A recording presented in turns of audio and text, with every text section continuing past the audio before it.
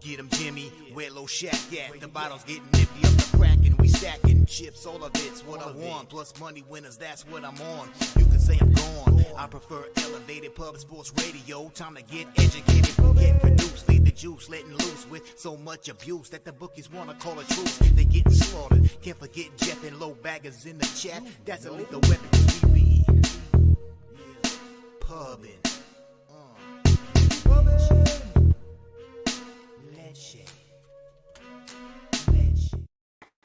What up, cappers, gamblers, punters, hustlers, low baggers? Happy Thursday, September 22nd to all of you.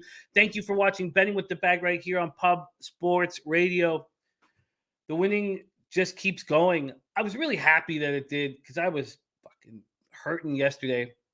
I feel a little bit better today. Family's still fucking sick, but I just knew that I had to be here yesterday. We had to keep winning, and we did just that. It was a beautiful day on MLB, 4-1. Could have easily 4-1 plus 3.35 units too, because we cashed the Reds first 5 plus 135. Could have easily been 5-1, but I decided not to double dip on St. Louis, San Diego, and only take them first 5. I didn't want to go into that game 3-1, which I wasn't quite because San Francisco, Colorado hadn't cashed, but my fear was that I would have this really good day, and then I would be sitting there with a double up on St. Louis, San Diego, and if that went awry, then I wouldn't have this highly profitable day. It felt really, really, really good. So Reds first 5 plus 135 cash. Pirates first 5 plus a half was a big loss, a big loser, but those are going to happen. It doesn't matter if you lose 14-2 or 1-0. It's just they're both fucking losses. Rangers -1 at -102 was very easy. San Francisco, Colorado first 5 under 5 was pretty easy. And St. Louis, San Diego first 5 under 4 was as easy as it gets. Obviously, it helped with Razor and Noli and other cappers on that under. It was very, it was a gift. It was just very, very, very easy when everything correlates with your look. You've capped it a certain way. Somebody you respect also is on it. And then the market is telling you that that's where the sharp money is. When those three things are together, you just make money. It's not anything where there's locks or that you're going to hit 100%, but you are just going to be making money. And that's all we've done on this show for 8 months now. We hit our high watermark in MLB on Friday. That was our last day we bet baseball.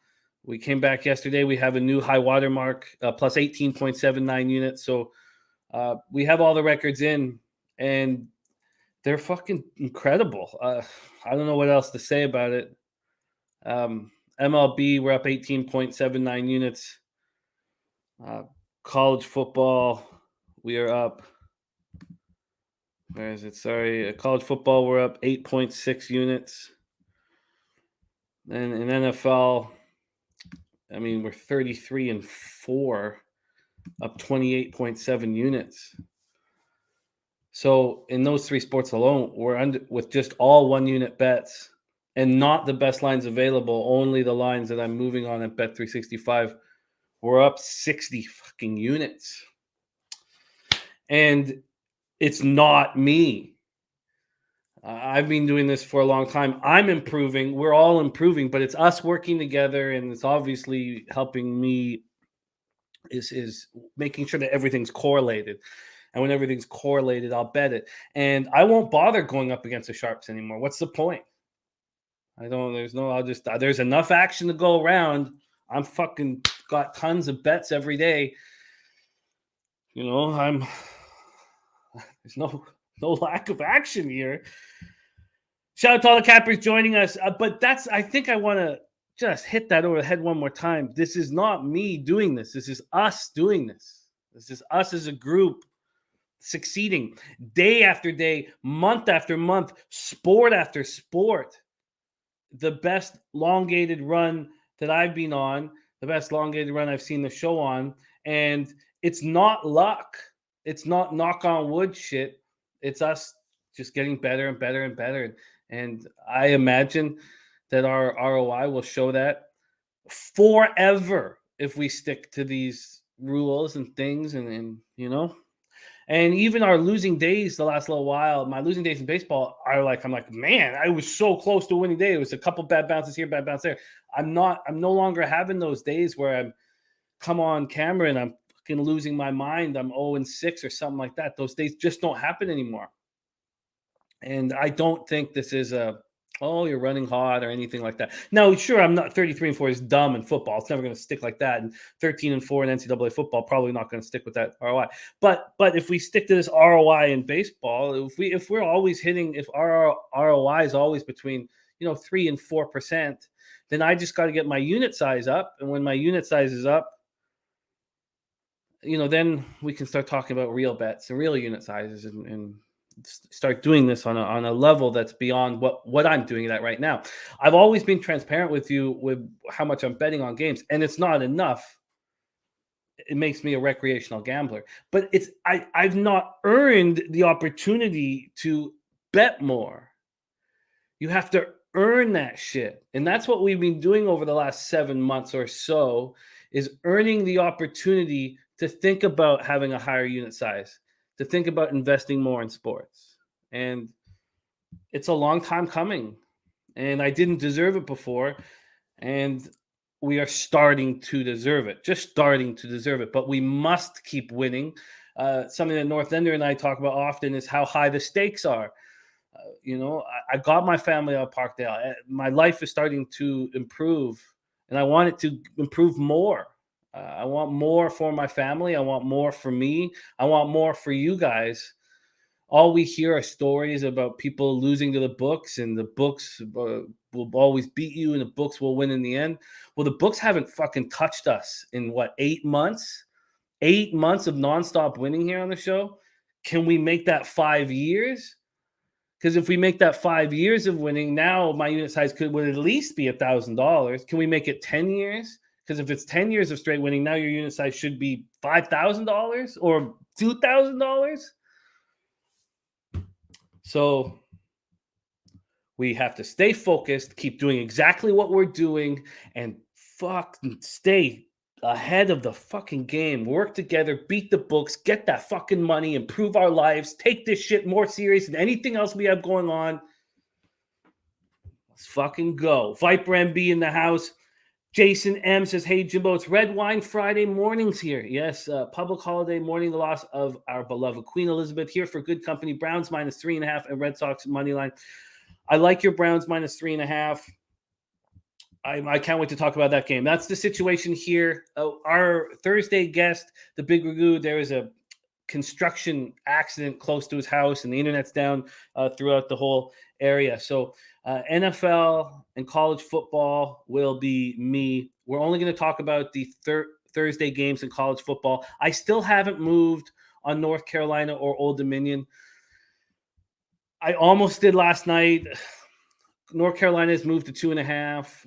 It seems like it's the right side. ODU's gone from 6.5 to 5.5. I'm still comfortable after the opener at 3.5 that it is the right side. It is kind of a strange number of 5.5. I haven't bet them yet, but I plan to, and I expect that we'll make moves because we're going to go West Virginia, Virginia Tech. Then we're going to move on to Coastal Carolina, Georgia State, and then we're going to hammer Chattanooga and Illinois fighting Illini. Finally saying that shit right. Top set, Fap win. Nice job with Arizona yesterday. Fap unleashing a load on 2 bets today. Chubb anytime touchdown and Milwaukee -1.5 at plus a hundo. Or actually it says a 208. So a plus 108. I'm going to get that here. I love knowing Fap wins action. Mr. Vape is on the Dodgers -1.5 today so far. Didn't they celebrate last night winning the division? It's always a dangerous thing to do. Can somebody confirm that? I should have been able to confirm that. I saw the pictures of it, and I figured that was last night, but I didn't want to. I just saw a picture of Kershaw celebrating. Eric Nisbet is on the Steelers and over 38. So going up against the Sharps in both spots. And, Eric, maybe I shouldn't say going up against the Sharps. I should say you're going up. The Sharps are clearly on the under, but you're going up against, you're backing a public dog. And in the NFL, the public dogs lose an alarming amount of the time. I'm not saying the Steelers is the wrong bet. These things are never black and white 100% of the time. There's Damon Santori in the house. Razor sharp picks ready to get to work. Let me move this here. Okay. I don't know why my lighting is a little weird today. It's the same shit. Keeps changing colors. Maybe it's it is keep changing colors. Fuck. Okay, sorry. Why is it changing colors so much? Maybe it's the blue. Fuck, I'm sorry. I feel like you guys are on mushrooms. It's changing colors as I speak. Okay. I thought I was just cooked for a second. I was like, wow, Jimmy suddenly has like a nice little tan going on. No, I don't. I've not seen outside. I'm sick as fuck. I'm sweating out sickness. Yeah. Well, should I change? It's changing as we speak. You can do a little dance and change your lighting. I thought maybe tilting it down a little bit. Well, see, when you look up, we can see your lovely white face, and then when you look down, the hat kind of blocks it a little bit. That's kind of a theorem. But if you want to mess with it, I can talk about. I can't really mess with the lighting. I mean, it's set up and covered, but it must be the blue shirt. Well, if you want to change, you're more than welcome to. I mean, I'm sporting one of my favorite jerseys today, so we can't lose today. We can't lose. Fuck. Okay. All right. Well, let me just say what's up to everybody. And it's so fucked up. Okay. All right. Fine. You take over. I'll be right back. Fuck. Okay. Lovely. What a great start to the show, everyone. Hello. Nice to see everyone. Welcome to a weird edition of Betting with the Bag, mixed in with some say hey plays. I'm the guest for baseball today, so that's going to be a whole lot of fun. Obviously, we've got Thursday night football, Steelers Browns. I don't have an opinion on that game because that game is a shit bum game, but we all know Mason Rudolph should be the starting quarterback of the Steelers any moment now. But by the way, shout out to Jason M. Can you guys do a show on mushrooms? I want to see some fourth dimension of betting angles. Try to do them once. I'm a bitch when it comes to eating things. But I want to talk about West Virginia, Virginia Tech real quick. Oh, no, look. Wow. He's like a costume change person, just in out. Look, this should work, right? It was the blue. Okay. I'm learning about green screens. It looks like it's the blue, right? The blue? I think so, yeah. Blue, it is accurate that there are a setting for blue screens. You could turn that on. That is funny. But it looks like we're back. Okay, we're back. Mr. Vape on the Dodgers -1.5. Razor sharp pick says gambler first glance is locked and loaded for today. Can't wait to see it. There's Nuke Worker, Rob Garvey, Ryan Mueller, top set bet the Mariners. Let me lock this in. Bet the Mariners -1.5 last night. For tonight, right? You bet last night for tonight, I'm guessing. I'm hoping.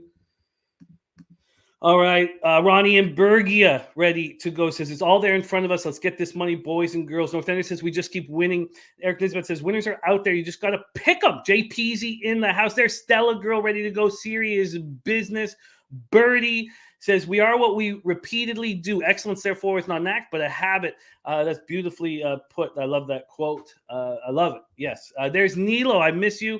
Slatsy says, hope you're feeling better, Jimmy. On Ticats +2.5, team total over 24.5 stamps. Money line. Let me copy and paste that. Thank you for sharing that with us. Because CFL, I'm negative units. I'm 28 and 27. I think I'm down 1.6 units. So CFL, I need to keep going. North Ender got the Royals +120 during the show. Was down to +100 just before first pitch. How do they know? It was interesting because the more I start caring about the market, the more I still respect enormously the people who don't. I mean, it's just your own. Look, Ron Crawford and Matty Ice win, and they don't care about the market. But the market was clearly telling us. I mean, look what the market did. Remember the total in the Tigers-Orioles game went from 8 to 8.5 at Pinnacle when no other book moved it to 8.5. And so the question was, okay, which one of these pitchers is going to get lit the fuck up? Because my plan was the first 5 under 4.5, which I still cashed.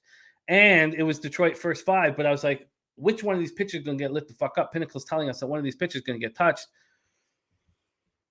So, Slatsy says, Birdie, great call on Jay's under. Terrible beat on the alternate total. Birdie, the MLB capper. Who knew? I knew. I always knew because he reads the market beautifully well. Jedi for life. R2D2, Finland. By the way, R2D2, my man. I've had a couple of people reach out about your spectacular work, so keep it up. Bo Jackson is thinking about taking the Browns tonight. I'm thinking about taking the Browns tonight, but after winning 15 straight, we'll talk it out. We'll talk it out here in a minute. Bo Jackson says Cleveland Browns enter tonight's game with a home record of 3-0 against AFC North on Thursdays. Mark Schillingberg in the house. Bo Jackson says Pittsburgh Steelers enter tonight's game with a road record of 0-4 against AFC North on Thursdays. And North Ender says, when is it not considered a streak anymore? It's been almost 8 damn months. Exactly. Fucking exactly. SSP Diving says, you messing with Women's FIBA World Cup. I have no real knowledge on the Women's World Cup, although we love Christine Sinclair up here in Canada. But I don't know how I can really help, but I wouldn't be against bringing on experts who could help. There's Drew Vinsky in the house. BJ, Billy Friedrich, Rodney Barton, Danny Lopez, Topset, James S, Norman Hill, RVD 420, Smith Legacy, Don't Panic, Ari Miller, G Martinez. Wine Time Sports is me and the wife are heading to Maui today for my birthday weekend. Birthday's on Saturday. Turn the big 2-8. Good luck to you, Jimmy, and everyone today on their bets. Wine Time Sports, 28 years young. Man, that's very cool. Fucking Maui. God damn, that makes me feel shitty. Look at where Wine Time is. Look where I am. He's 3 years older than you. God damn, Wine Time. Wine Time just kicking my ass in life. He's kicking all our asses in life, but he's 14 years younger than me. Teflon Don says, love Jimmy Bet Sports 20 years. The pub is a game changer for my bankroll. Thanks to the pub mob, says Teflon Don. R2D2's quick tips are in. Jose, can you? Okay. Sorry, I'll see if I can fix that note that you've given me. But can you highlight R2D2's action as it's been so spectacular? He's got 2 spots that start in 15 minutes in the Finnish Elite League. If you could pop those up for everybody to see. Nick Palomo says Dodgers won the division last week. Okay, that's cool. Thank you, Nick. I just saw a picture this morning of Kershaw celebrating. I was like, so there was no celebration last night, I guess. Yeah, that a couple days ago. Sorry. That was a couple days. Okay. Saturday says you look like an Oompa Loompa. Hell of a light show. Okay, I'm sorry, you guys. Stella Girl says periodically channeling his inner Donald Trump. There's the Sweaty Butcher in the house. Okay. Okay, sorry, I'm missing all that. We got to get to work. Depeche Bouquet. I like that. Wait, where's huge angles? If I miss any spots where I should be copying and pasting something, let me know. All right. Raheem Mostert over 4.5 receptions was -110 last week. Wow. K Reed says winning is the best medicine. It is. And there is a Polish hockey look. Sanok to win at home -2. And that's a 1.85, which I believe is like a -115. All right. And Birdie says I'm on the Steelers +5.5. Stefanski 111 against spread in the division. Public dog or not. Tomlin on a short week, more than 3. There's no capping, in my opinion. You bet this spot every time you make money long term. Let's go. I would love to see the other times that the Steelers have been a dog on a short week. I'd love to see where the market is, because I would be surprised if there was 75 in these other situations on a short week or a situation like this where Tomlin is a big dog. I would be very surprised if 75% of the tickets in cash was on Tomlin and the market moved 2 points away from him. That is something that has to be talked about. So, Lou Chase Fox says, come to New Mexico. We will get you tanned up in no time. Okay. Now back to Hep C. John, this Jimmy Ramos. Oh, man. Okay. Okay. Okay, we got to get to work. If I'm missing stuff, Chad Lehman's got his action in. Let me copy and paste that. I don't want to miss stuff here. It sounds like we've locked into this football game. There's Big Show picks on in the house. Thank you, my man. Okay. Rodney Barton says, y'all see the Celtics coach likely suspended this season? They can't suspend them the whole year for this. If they suspend them for the whole year for this, they didn't want him coaching in the first place. And how could you not want him coaching after they go 28-7 in their last 35 games and he takes the team to the NBA final? I think they're just probably getting ahead of something here. Okay. All right, let's get this bread. Just like Chad Lehman is saying, MDR on Browns -4. Let's get to work. We start in NFL where we've hit 15 in a row. And we're hitting at 89.2%. Never said those things before. Pittsburgh 1-1, 1-0 on the road. Cleveland Browns 1-1, 0-1 at home. We're at FirstEnergy Stadium in Cleveland, Ohio. 59 Fahrenheit, partly cloudy, 21 miles per hour.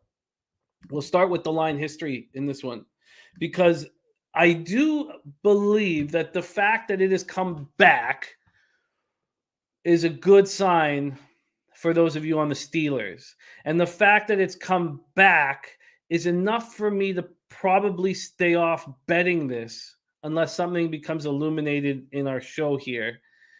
I will be on the Browns in my pools where I have to bet every game against the spread. By the way, in all of Yahoo, there's only in the whole of Yahoo pools, there's only some people at 23 and 8. So they're 23 and 7. I'm at 22 and 8. So there's only, so I'm not in the top 50, but there's only like 35 people ahead of me of the tens of thousands.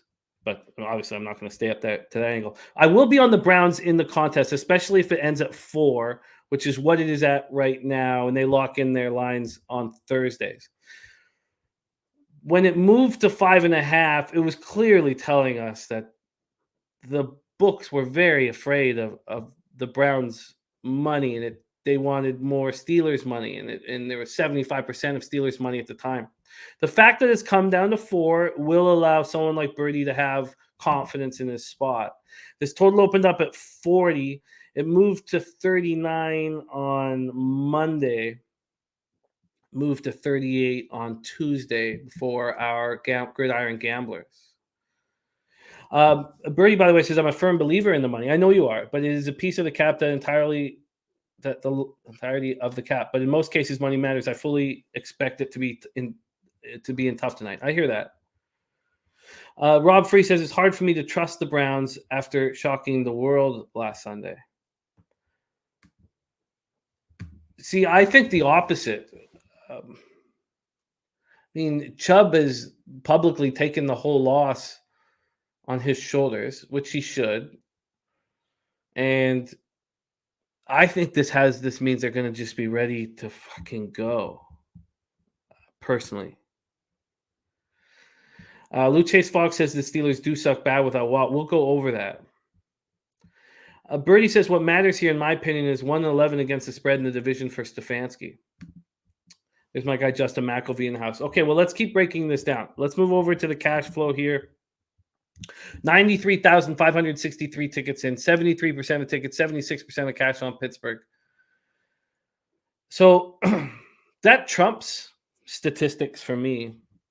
If this was still at 5, I would be betting the Browns. We have 60% of the tickets and 85% of the cash on the under, and that all makes sense and that all correlates.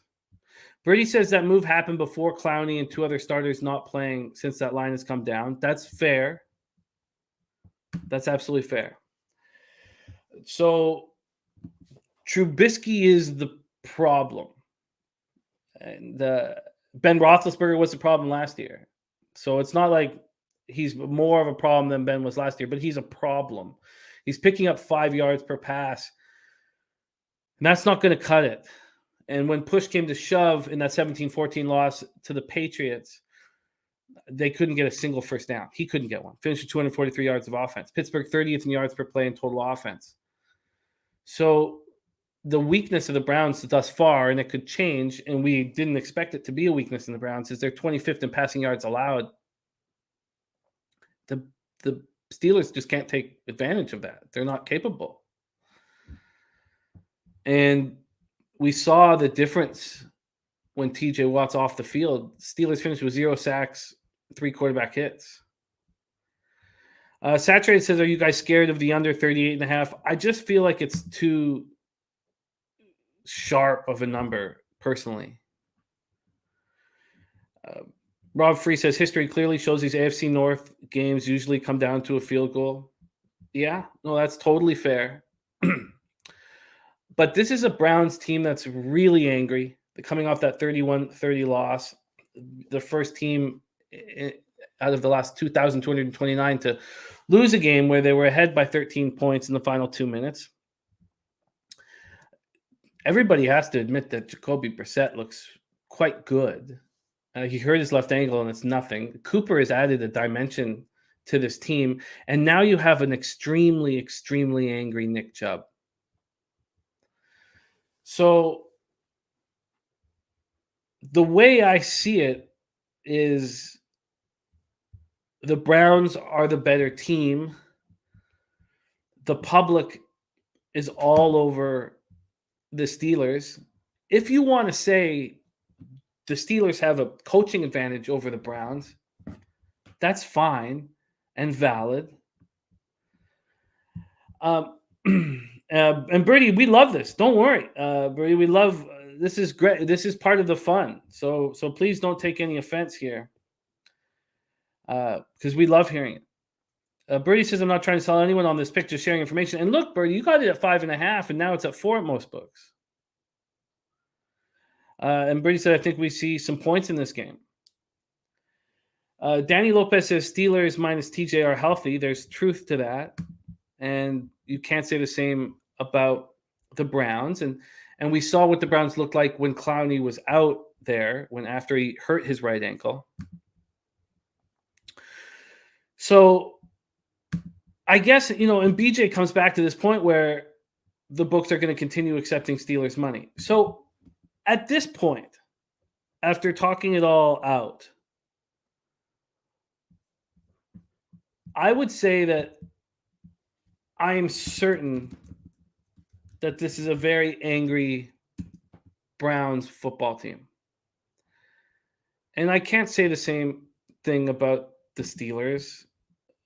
That 17-14 loss was what we expected to have happen. So if I think this is a very angry Browns football team, and I think the Browns are better than the Steelers, and I think that if we're talking about the injuries that the Browns are dealing with on both the defensive line and offensive line, they will probably rear their head in the second half rather than the first half, which makes me think that the Browns' first half -3 is the spot. Nuke Worker says Myles Garrett might not play as well. We think that Myles Garrett is going to play. Let's just go with a quick injury update on Myles. So nothing in the last 22 hours. I expect Myles Garrett to play. So Jack Conklin is supposed to play. Joel Bitonio is supposed to play.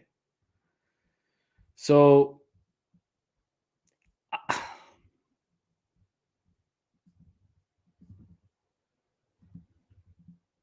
I think that and the Myles Garrett, they're talking about his neck right here. I mean, we know that it's not going to be Jadeveon Clowney, but Conklin's going to be back. All this is telling me that if this is confirmed that all three are in, I will move on the Browns first half -3. They're giving me almost no vig on it. James S. says, me personally passing on the game straight backward. Rodney Barton is showing a 3.5 now for this game. Now, look, if this is a 3.5, because it's not a 3.5, it's 4 for me. If this starts moving heavy, I think the late movement is important movement. I don't think anybody should bet this game right now. I really think that we should wait, make sure that we have all the injury information in, and then attack it. I don't feel comfortable with the total. I don't think I would be a little surprised if both teams hit 20 points here. And Mike M says FanDuel has 3.5. Look, if it comes down to that, and Birdie's saying Garrett's going to play. Yeah, I expect Garrett to play. But if it comes down to that, if this is a 3 at game time, I'll just stay off of this. But I will take Browns in my pools, not the Cappers contest. All right, I don't think we're going to add any more to that right now. I think we do have to see sort of what the market does.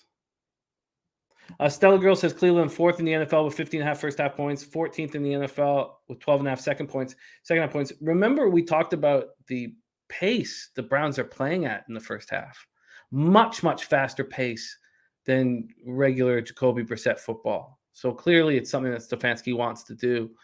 Is this Pittsburgh defense without TJ Watt and now not getting now also you have Conklin on the offensive line, and there, we saw the Patriots offensive line dominate the line of scrimmage. So Ronnie and Berry says it's going to be 2017 game either way. I love my Steelers +5. Ari Miller says, would you prefer playing Chubb over 84.5 or Hunt over 44.5?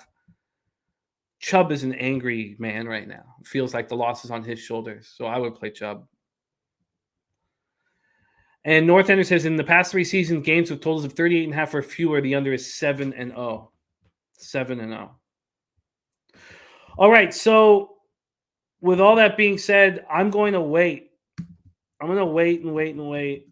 But I'd like to take the Browns less than a touchdown. Lit Pick says Browns another spot. But if this does move to 3 full game, I'll just stay off. If it ends up at 4 or 4.5, I will take Browns first half -3. That's my plan. All right, let's move on to college football. So we had a 15-game winning streak in NFL on the line. We had a 13-game winning streak in NCAA football that lost with UTSA not covering. So let's get rolling again here. We start 7:30 p.m. Eastern, West Virginia Mountaineers at the Virginia Tech Hokies at Lane Stadium in Blacksburg, Virginia. You know it's going to be bananas there this evening. Jose, you said that you had some feelings on this spot. Did you want to jump in here? Yeah, Virginia Tech sucks dick. I grew up in Virginia. I've been to Lane Stadium. I've been amongst the Hokie faithful. I've bounced to Inter Sandman. It was against Appalachian State, so I didn't give a fuck. Virginia Tech's truly horrible now, and it's hilarious to see. And I don't know if the atmosphere will be that bouncy. I have no true opinion on this game, but the Virginia Tech offense is just horrific. So if West Virginia is worth their salt, they should win this game. Well, I think that it will be bananas at Lane Stadium tonight. I do. This is a look. West Virginia played Pittsburgh, and it was nuts. They hadn't done that in 10 years. This is a similar situation. Maybe not quite as crazy, but a similar situation. Let's start with the line history here in this one. West Virginia, Virginia Tech. This opened up with West Virginia -2.5 at -109. They're now -2.5 at -107. But this got down to -1. This was down to -1 until last night at 7:51 p.m. And Pinnacle moves at 1.5. That's a big move for them. From a totals perspective, it opened up at 53 and has dropped all the way down to 50.5. 50.5.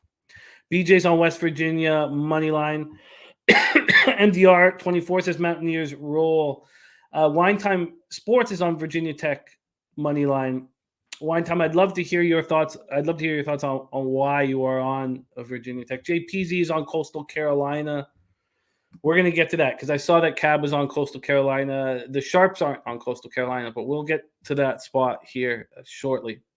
So let's talk about this West Virginia Tech spot here. We've seen the jump back to 2.5 that happened last night. Let's go over to the cash flow here. They have given full line value to Virginia Tech. 40% of the tickets and 68% of the cash is on Virginia Tech. 49% of the tickets, 57% of cash is on the under. So it's a strange move. If this was still at 1, I would be sitting here thinking, oh, Virginia Tech has to be the play. When Pinnacle moves at 1.5, you have to stop everything. And it saved me money on, I guess it would have been a push because I would have cashed the first 5 under, but I would have lost money on the Tigers. But I stopped because Pinnacle changed it to 8.5, and they're the sharpest book in the land. West Virginia lost its opener, and what a game that was at Pittsburgh, 38-31, then lost at home to Kansas in overtime week 2, 55-42, before beating up FCS Towson State this past Saturday, 65-7. So JT Daniels has transferred over to play QB from West Virginia after starting, or to play QB, sorry. This is his 3rd spot, right? Started his career at USC. They average 46 points per game. And this team is putting up a ton of points. Now, obviously, the 65-7 beatdown of Towson State helps that. This rushing game looks very strong. C.J. Donaldson and Tony Mathis, 8 touchdowns through 3 games. Virginia Tech lost to ODU 2017 to open the season before defeating Boston College 27-10 and then smashing Wofford 27-7 this past Saturday. Wofford will come up in a breakdown a little bit later here. Brent Pry loves his defense. And he loves when things are bananas in the stadium, and he brings the heat. He puts a ton of pressure on opposing quarterbacks, 9 sacks through 3 games. And they rank 3rd in FBS against the run. It's the offense. That's the problem. And Jose already mentioned that. 364 total yards per game. That's 93rd in the country, 12th in the ACC. They put up only, and I say only because of the FCS squad, they could only put up 475 against Wofford. Marshall transfer Grant Wells has not looked good this year. And Keyshawn King was not in the lineup against Wofford, but he will play tonight. That's a huge deal. Brady says West Virginia is extremely overrated. They've been the beneficiary of nice scheduling spots in Pittsburgh. This is a trap. Take Virginia Tech money line in my opinion, and pocket that nice plus money. Wine Time says, I love that Virginia Tech is a home dog. I love the money distribution in this game. Very sharp. I think that Virginia Tech has to be the play in this one. Birdie says he'll be betting Virginia Tech money line. Newcork on the other side of West Virginia. I tell you what. And James S., I think that you take Keyshawn King out of the lineup, you're we've seen that Grant Wells has struggled. We know that there's going to be some issues here. By the way, H. Nizzle will be at the game tonight. Believes his Browns will get it done by a touchdown or more. Doesn't see the Steelers scoring more than 17. I think the Browns can get 24 plus. Let's just look at that team prop. I just asked a close friend of mine who's very, very in tune with Virginia Tech how he feels. So I'll give you his expert opinion very soon. Okay. I look forward to hearing that. I'll tell you what. If there wasn't just a 1.5 move towards West Virginia, I would be on Virginia Tech. That 1.5 move has to be accounted for. And it's enough to make me nervous. We see a mix here with some of the bigger bets on the under. I think that if you like Virginia Tech, you believe this game will go under. And if you like West Virginia, you believe this game will go over. Hirsch has got Georgia State, West Virginia, and Browns moneyline parlay. Nice, 4-1. North Ender says that 1.5 point move is huge. It's huge. And it's going to stop me in my tracks. So I think that you could give yourself a legitimate breakdown as to why you're on either side here, whether it be West Virginia or Virginia Tech. And that's it. That's it at this point. Viper says too late to get in on West Virginia. I got the -1. I don't know if it's too late if it's under 3. Eric Swiatek, Georgia State is sharp in my opinion. Georgia State is a very sharp bet right now. And let's talk about that game. 7:30 p.m. Eastern, Coastal Carolina. Chanticleers 3-0. First Sun Belt game of the year for them against Georgia State Panthers 0-3. Center Parc Stadium in Atlanta, Georgia. We'll start with the line history. I love having Swiatek in the house with us. Start with the line history. This opened with Coastal Carolina -1.5. It's been all over the map. So all the early money was on Coastal Carolina. It lasted at -1.5 for 45 minutes before it got to 2.5, then dropped to 2, then back to 2.5. Then it got up to 3. It was at 3 for a little bit. Back to 2.5, all the way down to 1. It's at 2 right now. So there has been a half-point move to Coastal Carolina. We'll touch on the total as well. This total opened up at 63.5 and is now at 62.5. It went all the way down to 61.5. The initial move was towards the over, all the way up to 64.5. So let's move this here. Mike M says this is a Coastal spot all day. Look at the line move, but the cash is slamming to 88% on Georgia State. Trust the data. Well, let's discuss it here. So we've had the total drop a point, and we've seen a half-point move to Coastal Carolina. When we look at the cash, they've given full line value to Georgia State, 15,598 tickets in. 31% of tickets and 88% of the cash is on Georgia State.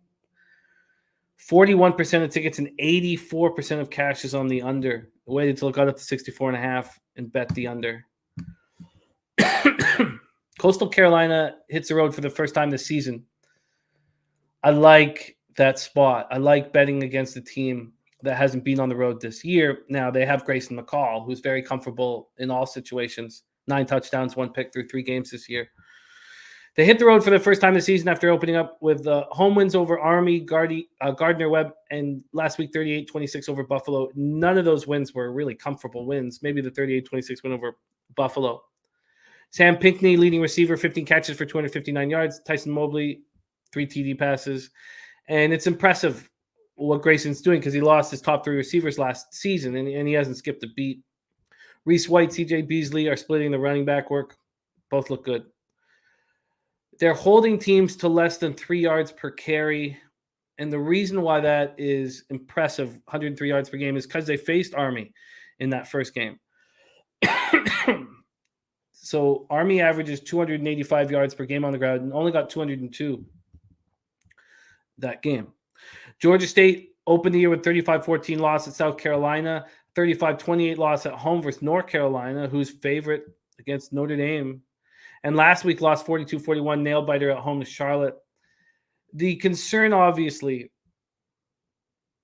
is the game against Charlotte. 501 yards of offense Charlotte put up.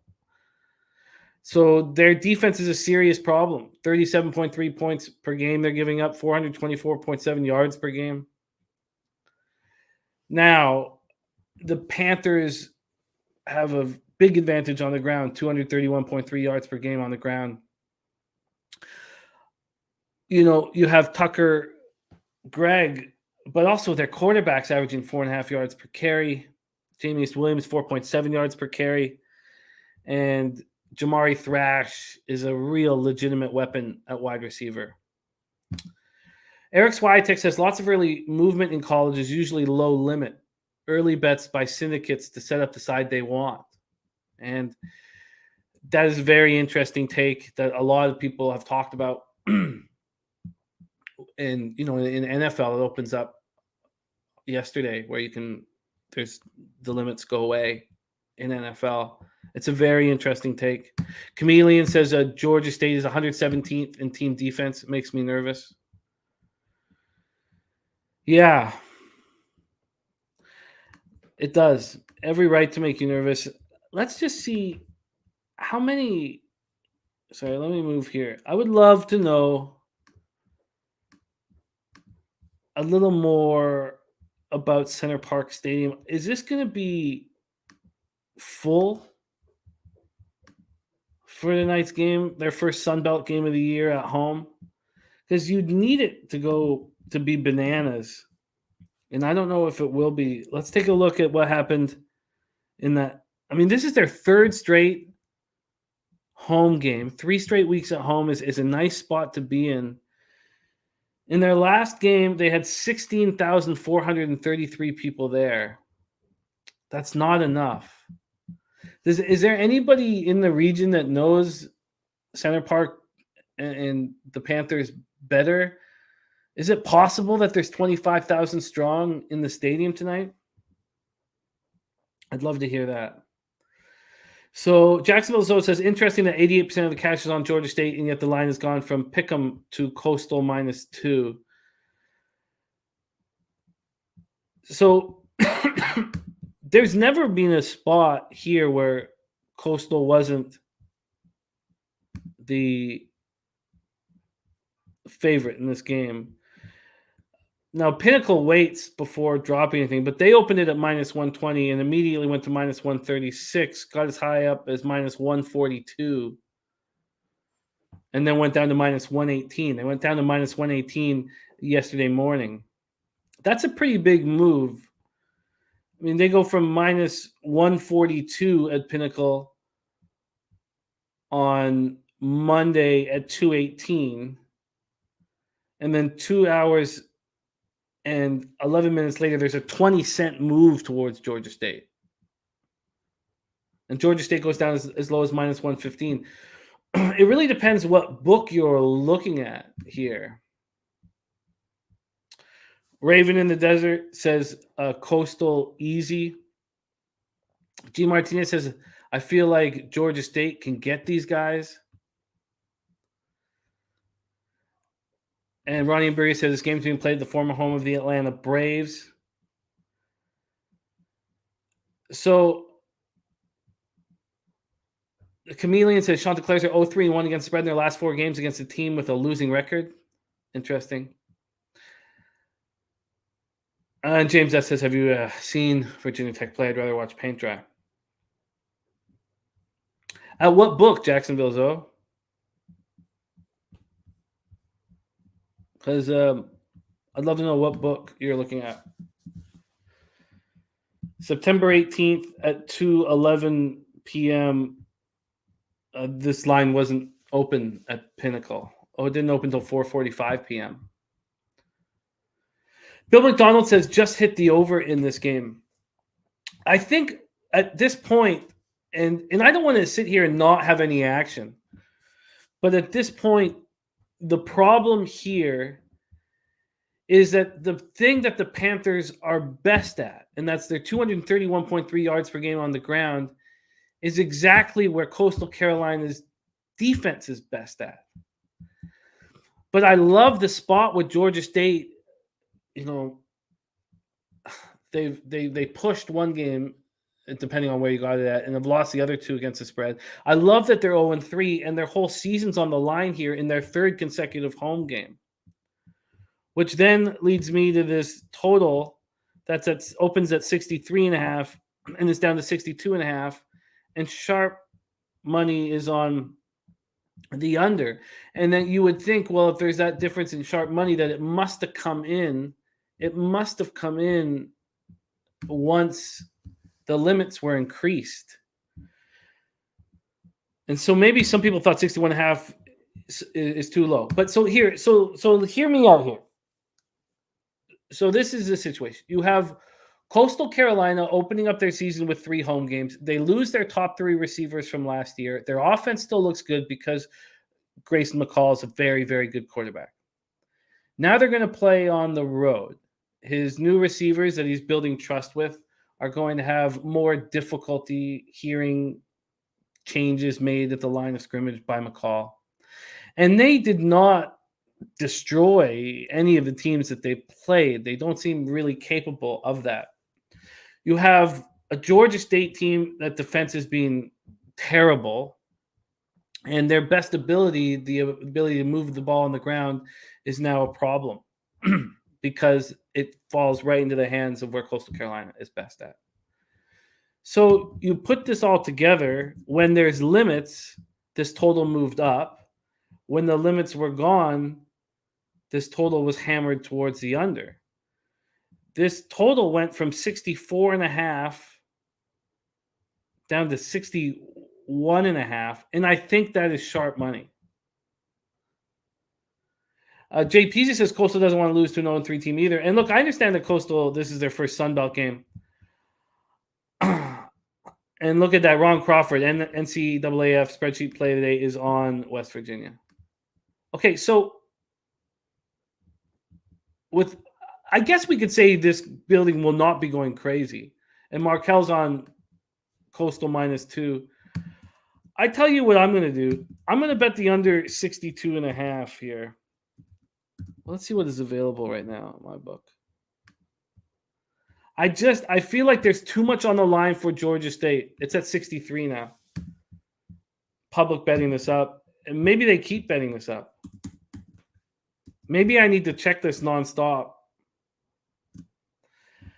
I feel like if I have some concern on either side here, because I understand that there's 81% of the cash, or 88, whatever it is, 88% of cash on Georgia State, and yet the market is, depending on how you study it, you could say, well, it's not really moving towards Georgia State.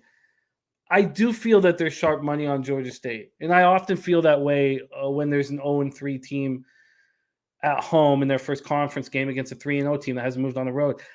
I feel like the best thing for me is the under 63. I love seeing that Swiatek agrees with it. Now, I'm going to be watching this thing like a hawk. Maybe I put in half at 63 and see if I can put in another half, because we know these totals get bet up. So I'll make a decision about that. Okay, under for me in Coastal Carolina, Georgia State. Let's move on to 7:30 p.m. Eastern. The Chattanooga Mocs, 3-0 at the Illinois Fighting Illini Memorial Stadium in Champaign, Illinois. Illinois has never lost to an FCS opponent, 17-0 all time. The Mocs have lost their last 4 in a row to FBS teams: Kentucky in 2021, Western Kentucky in 2020, Tennessee in 2019, LSU in 2017. Let's move over to the line history. And the spreadsheet play today from Ron Crawford is the Atlanta Braves. Thank you, Ron. We are still sending your wife enormous love and energy with the tests that she took yesterday, thinking about you and thinking about the fam, and thankful to cap with you, my man. Let me put this in here for the spreadsheet play today on the Atlanta Braves. Get this ready so that we can talk about it. Big baseball card for Jose Eli to beat up. That's Fried Suarez. Food for thought, says Birdie. Most sharps have Browns from 5 to 5.5 in power ratings line. Comes out at 3.5 because they bet numbers and limits are small. They all take the 3.5. What will you see and have seen? Yeah, no, I think that is legitimate. The sharps come back into Pittsburgh at 5.5 because 4 is now a significant key number. I think there's a ton of truth and a ton of smarts with what you said there, Birdie. All right, let's talk Mocs. Illini. Talk about these Mocs. These 3-0 Mocs. Okay. Chattanooga opens up at Pinnacle at plus 19, and that was just at 9:14 this morning. Moved to 19.5 since then, a half-point move towards them. This total opened up at 39 this morning, very low, and is being bet up 4 points, up to 43. That's a big move. Oh, Mike, don't get me started. Don't get me started. Jacksonville Zoe says, Bovada is not at this game yet. I want to bet Illinois' team total over in this game. The over is moved from 39.5 to 44. This game will be up at all books here shortly. We aren't able to, though, give you any ticket insights on this one. We'll just have to break it down here with old school capping. So the Mocs opened up their season by shutting out Wofford at home 31-0. That is impressive. It is impressive, if you think that Virginia Tech could only beat Wofford 27-7 this past Saturday. You could say that it's a very good sign about how skilled this Mocs team is. They traveled to Eastern Illinois. They beat them 38-20, and then they smashed Northern Alabama 41-14. Preston Hutchinson looks good, their quarterback.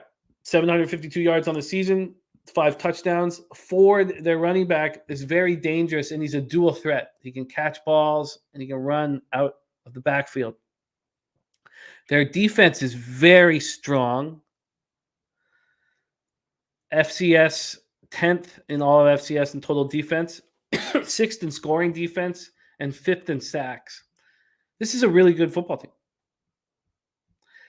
Well, for FCS opposition. It's a very good FCS team, and this game means a ton to them. Now, let's talk about Illinois. They opened up their season with a 38-6 win at home over Wyoming. They lose 23-20 at Indiana before beating Virginia at home last week 24-3. Tommy DeVito, 10th in Big Ten in passing yards. He looks very good. He's 7th in passer rating. He looks good. They limit Virginia to a field goal, and their defense looks strong. Very strong. Newkirk says, not a chance I'm giving near 3 touchdowns with the Illini. G. Martinez says, FCS teams are always a pushover. James Madison might get App State this weekend. It's up to 19.5 here right now. The Illinois offense averages 439 total yards per game, and they're 4th best rushing offense. You put all of that together, and I think that this game means a ton to the Mocs, and I think that they can play with this football team. For me, in the past, in spreads at this number, I have succeeded much, much more on first halves than I have on full games. Jacksonville Zoe says, Nuke, if you wait, you might get Chattanooga plus 21. I would have interest then. I would have interest then as well. And I want to have a first half opportunity for me, and it's not available right now. Let's see if Pinnacle is offering first halves here. I would like to back Chattanooga first half. I'd also like to get more information. And we'll get that more information as it becomes live for us. So as close as we go. Because again, this line just came out 3 hours ago, 2.5 hours ago at most books, and we've seen this total skyrocket. So let's move over here to football. And I just badly. Okay, here we go. They are not. No one's offering a first half anywhere. So let's wait. Saturated says, wait, you're fading my Illini? I don't know. I may. Thank you, Jake Fagan. It's great that everything is, it took me years and years to get here. 42. And so I'm a work in progress, and you guys make me so much better. And being accountable, that's and transparent has made me so much better. And it's us together. Stella Girl says, looking at percent longest completion under 31.5, he has attempted 1 pass over 20 yards this season and with some wind. I think that's a beautiful look. Stella Girl. I'm going to copy and paste that. I stay away from the prop market, but that makes a ton of sense. If he's to beat that, it's a 2-yard pass and there's 35 yards after the catch. Okay, that's locked in. Okay, I have interest in Chattanooga. I really want to learn and see what the market does here. But I think that Chattanooga is a really good FCS team. Rob Free says, Bavad has it 19.5 money coming in on that. Yeah, I think I'm just going to wait, and you'll see. I'll tweet it out. Okay, so let's review NFL right now. I'm hesitant to put my 15-game winning streak on the line in Pittsburgh, Cleveland. If this ends up around 4.5, I'll move on the Browns first half. If this ends up at 3.5, I'll stay off of it. That's my plan. And then the West Virginia Tech, that 1.5 point move towards West Virginia stops me in my tracks. And it's okay to be stopped in your tracks. Because I got action in college football. I'm going to be on the under 63 in Coastal Carolina, Georgia State. And I don't know exactly what I'm going to do with this Chattanooga, Illinois Fighting Illini game. All right. There you have it. It is time to move on to MLB. MLB, and we're coming off a great 4-in-1 day plus 3.35 units. And friend of the show, Joe Yurkovich, has me gunning for 4% ROI on the year. I was very comfortable with 3. I'm at 3.41% right now, and it does look possible. It does look possible. Chameleon says, I will roll with you, Jimmy, on that pick game. Yeah, I think that there's more. There's a ton going on in the market in this game. But I bet you this. I bet you I will never be on a public dog in the NFL ever again. I bet you that. I bet you never. So if I like the public dog, I will stay off. I bet you I will. Look at what's happening to my capping following these rules. And I think I'm going to stick to it. Okay, let's get to work in MLB. Sorry, I'm barely sleeping. I'm sick as fuck. But I'm winning. And that's why I'm here right now. And that's why we're not going to take any shows off. And I'll cough it out if I have to. Please welcome to the show a spectacular producer, very strong baseball capper. He's an excellent all-round capper. Imagine if you had his capping skills at his age. He's the best 25-year-old capper I've seen. Please welcome to the show, Jose Zinata, Lamb Chop, One Hole, Bouquet. Jose, name another 25-year-old capper. Oh, there's a bunch. There's a bunch. It's just that a lot of the 22 to 25-year-old cappers think that they're the best. They have this huge, they're so confident in what they're doing. And I see you soaking up all of the knowledge. So I really think you're going to be such a strong capper. It's better than all of us when you hit our ages. But we need to make money right now, Jose, right this very minute. How has your MLB gone the last little while? I can't complain. We have our ups and downs. The Dodgers have been killing me because, I've been running the Bet the Dodgers run line every day and see how it goes. They've lost 3 straight to the Arizona Diamondbacks now, which has been pretty well. Again, not 3 straight. I've lost 3 straight bet on them because they came back on that one double, the first half of that double header. So we'll see how it keeps going, but I can't complain. 421 and 436 up 4.64 units. I can't complain. Average line plus 110. I know you love that. ROI, I can't calculate because I'm a big dumb idiot. But I can't complain. Well, let's get to work. Let's get to work and attack this card. We start at 2:05 p.m. Eastern, Jose. Los Angeles Angels at Texas Rangers. We cashed on the Rangers yesterday. Globe Life Field in Arlington, Texas. Michael Lorenzen going up against Martin Perez. Let me pull up. I thought I had this up, but it looks like I don't.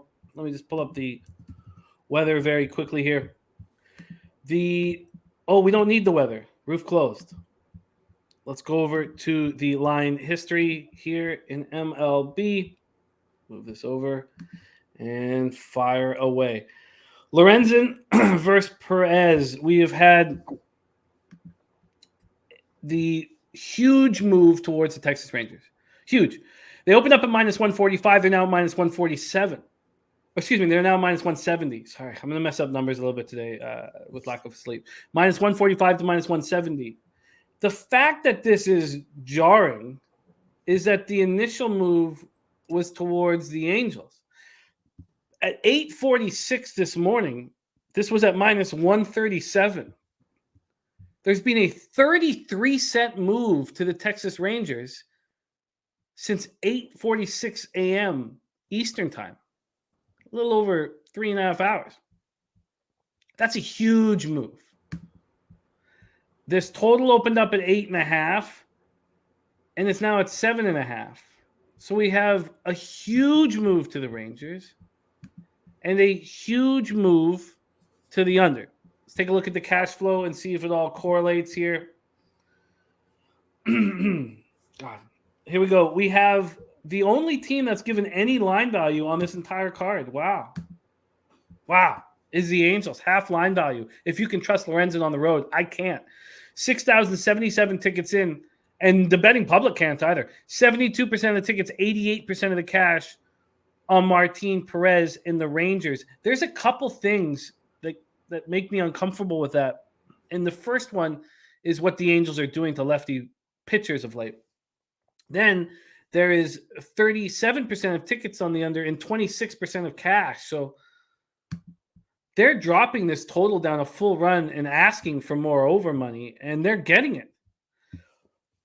Lorenzen has some okay stuff with the eye test, but he's not good on the road. At home, he's pretty good. Overall, 4.74 ERA, 1.33 whip. His last start, 8-7 loss at home for Seattle. 5 innings, 4 hits, 3 earned runs, 2 homers, 6 Ks, 2 walks. On the road, he's 2-4 with a 6.63 ERA, 281 opponent's batting average. Martin Perez had a bad August. And just in my, I'm getting as much information out here on my worksheet so I can share with you guys and we can discuss these spots. I started writing out his August numbers because I had this vividness bias of him being really bad in August. And then I was like, what are you doing? It's September 22nd. He's had a good September. So who cares? His ERA was over 4 in August. He's turned that around in September. He's been excellent all year long. 2.84 ERA, 1.25 whip. Last start, 5 1/3, 9 hits, 3 earned runs, 3 Ks, 1 walk, and a 4-3 win at Tampa. We cashed the under in that game. At home, he's got a 2.91 ERA, 239 opponent's batting average. Where do you pause? And that's the Angels are smashing lefties right now. 248, 804 OPS. Rangers versus righties, 245, 726 OPS. Angels bullpen has been weak. Let's move over to Jose Bouquet. Take it away for us. Angels, Rangers. Shockingly brief here. I tend to just pass these shitty games. I know you love a bum fight here. But I can see where people would kind of be interested in the Angels here. Michael Lorenzen, not a bad pitcher, but can't really trust him on the road. They're hitting lefties okay. But ultimately, I pass. Look at the lineups. No Ohtani. Shout out to CT Bays. So ultimately, just a pass here. And by the way, you're going to owe me at least one stake from Trout versus Vladimir Guerrero Jr. WAR. I forgot what the number was for Ohtani games played, but that's going to be another one probably as well. Yeah, I think you're going to get the Ohtani. The Trout thing, I think, is just such bullshit. I should have had a caveat on it. If Trout has to play 120 games to count, absolute bullshit. But I did not. Pull him out of the water. Absolute fucking bullshit. But the Ohtani thing is legit. You're going to get that one in impressive fashion. But the fucking Trout thing's fucking garbage. We have the information on the big market move from CT Bays. Ohtani is out. So is that a 33-cent move? I mean, kinda. What is Ohtani hitting against lefties right now? It's probably not especially good, but I feel like just the name of Ohtani in the lineup gets people betting against the Rangers in a sense, but without him, no thanks. By the way, Slats, just to answer your question, Anthony Rendon, the not the worst contract ever signed. That's the Pujols contract. That was the worst contract ever signed in baseball history, but the Anthony Rendon does take the place of the Pujols contract in the Angels payroll. Yeah, it's just unbelievable. Just the decisions that Moreno's made. I didn't realize his name was pronounced Arte. Who? Moreno, the owner. That's his name? Arte Moreno? Well, that's obviously. We're not going to be calling him that. Okay, wait. Let's go back to this. Versus lefties. 259, 804 OPS. So, yeah, I mean, it's not the same. Yeah, you guys trying to say that Josh Hamilton, Jason Hayward, Todd Helton No, Pujols blows all of those out of the water. All of them. Lied about his age. Fucking can't run. Nah. But yes, pass game for me. CT Base says hitters 4 through 9 in the Angels lineup all have single-digit home runs. I guess that's the concern on any moving day game, betting early, betting the night before. It's funny, when I thought, okay, what I have to do to succeed in baseball is when I saw cappers who were succeeding, and a lot of them were betting favorites, but they were betting them at 6 o'clock at night the day before, and I was like, oh, that's what I have to do to succeed in betting baseball. It turns out what I have to do is wait until the last, till the morning of the game so we can take in all the information that's available. I think this is too big of a move. I don't really trust the Rangers. Let's take a look at these lineups very quickly here. By the way, you guys, our poker game is in 6 days. We're going to push it heavy when we have our code Pub Sports ready to go. But we want everybody to know about our poker game next Wednesday night. It's a free roll, free to play against us. We're all going to be on camera. There's going to be 10 of us on camera, 10 of us at least. So we're going to be pulling people in when they're in big hands. So we're going to have a live show. It's a free roll. We have $500 for the top 5 that Slaughter's putting up. BetOnline's putting up 10 tickets for the $300,000 guaranteed on Sunday, October 2nd, which I hope I don't win because I won't be able to use it or bet it. I wonder if I can give it. What are we doing that day? Oh, football, baby. Football. Also, there's a $25 bounty on all our heads, and there's going to be at least 10 of us. So that's going to add another at least $250 to $500 to the cash flow. So I'm like a gazelle, just a lonely gazelle just prancing around with that $25 bounty, and someone's just going to come and fucking try to. Tim Montana X says, I'm there, Jimmy. I'm a poker dealer. I love that. We want all you guys. We want to do more of these. They're all going to be free rolls. If we can get enough people in this tournament, they'll give us BetOnline. So we'll put in more and more money on it. It's always going to be free to play. No, saturated, by the way. If you do get that Bitcoin deposit, you get a 100% promo code bonus. We have, like Jimmy said, promo code Pub Sports not going to be ready, not yet. But I did put on this one. They did give us a one to just hold by and stand in a new bowl. I believe we'll be getting credit for it too. So if you guys want to use that one in the meantime, go ahead. It's the same bonus, 100% bonus up to $1,000 when you use crypto. So it's a good time. Well, we will push it even harder on you guys. Yes. When we have our Pub Sports code. Matty Ice Taint play today is in. Can you go over the lineups for us, Jose, while I set up this spot for Matty Ice's tank play today? Sure. Rengifo, Trout, Ward, Duffy, fat-ass Mike Ford, Joe Adell, Kurt Suzuki, who somehow still has a job in the year of our Lord 2022, Michael Lesfanic, don't even know who you are, sir, and Mr. Miguel Sierra. I don't know how to say his first name. For the Rangers, Simeon Seager, Nate Lowe, Adolis Garcia, Jonah Hine, Josh Jung, who's been nice. Shout out to Josh Jung, first AB home run in his career in the majors. Josh Smith, former Atlanta Hawk, Cole Calhoun, and Leotis Taveras in center. Why would the Rangers not just beat this team again? Because baseball's weird as shit. 73% of tickets, 89% of the cash on the Rangers. Why would they not just beat this baseball team again? I guess the move is just too big at this point. Is that what we would? Is that what we're saying? That at this point, this opened up, and the total's gone down to 7.5, which means that I guess they're saying Lorenzen's going to have a good game. 25-cent move. Yes, Justin McElvey, we have a live show tonight that Dutch Boy Fresh will be hosting. I host the Sunday and Monday football games. So we have a live show tonight, and we're given a really nice player prop look from Stella Girl. Brissett, longest completion under 31.5 at -115. And don't forget our prize picks promo. Just type in Pub Sports and they will match you 100% match up to $100 at prize picks. And I love that look from Stella Girls. Don't forget about our prize picks. Johnny K says, can we play in the U.S.? Yes. Yes, you can.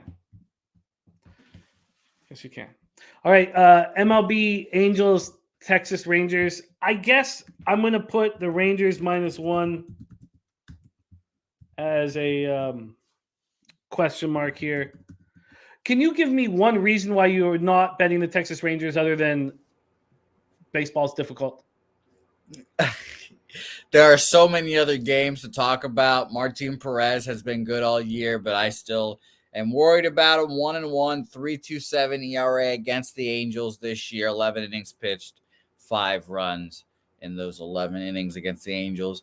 No Ohtani obviously makes your life easier if you're betting on the Rangers, but I just would rather bet anything else. Would rather talk about any other game. Well, I'm interested in moving on the Rangers still at -1. Let's move on. 2:10 p.m. Eastern. Minnesota Twins at Kansas City Royals. These Twins 73-76, 30-44 on the road. Kansas City Royals 16-89, 36-41 at home. We're at Kauffman Stadium in Kansas City, Missouri. We will start with the weather. Overcast and chilly. 63 Fahrenheit, 10.4 miles per hour in.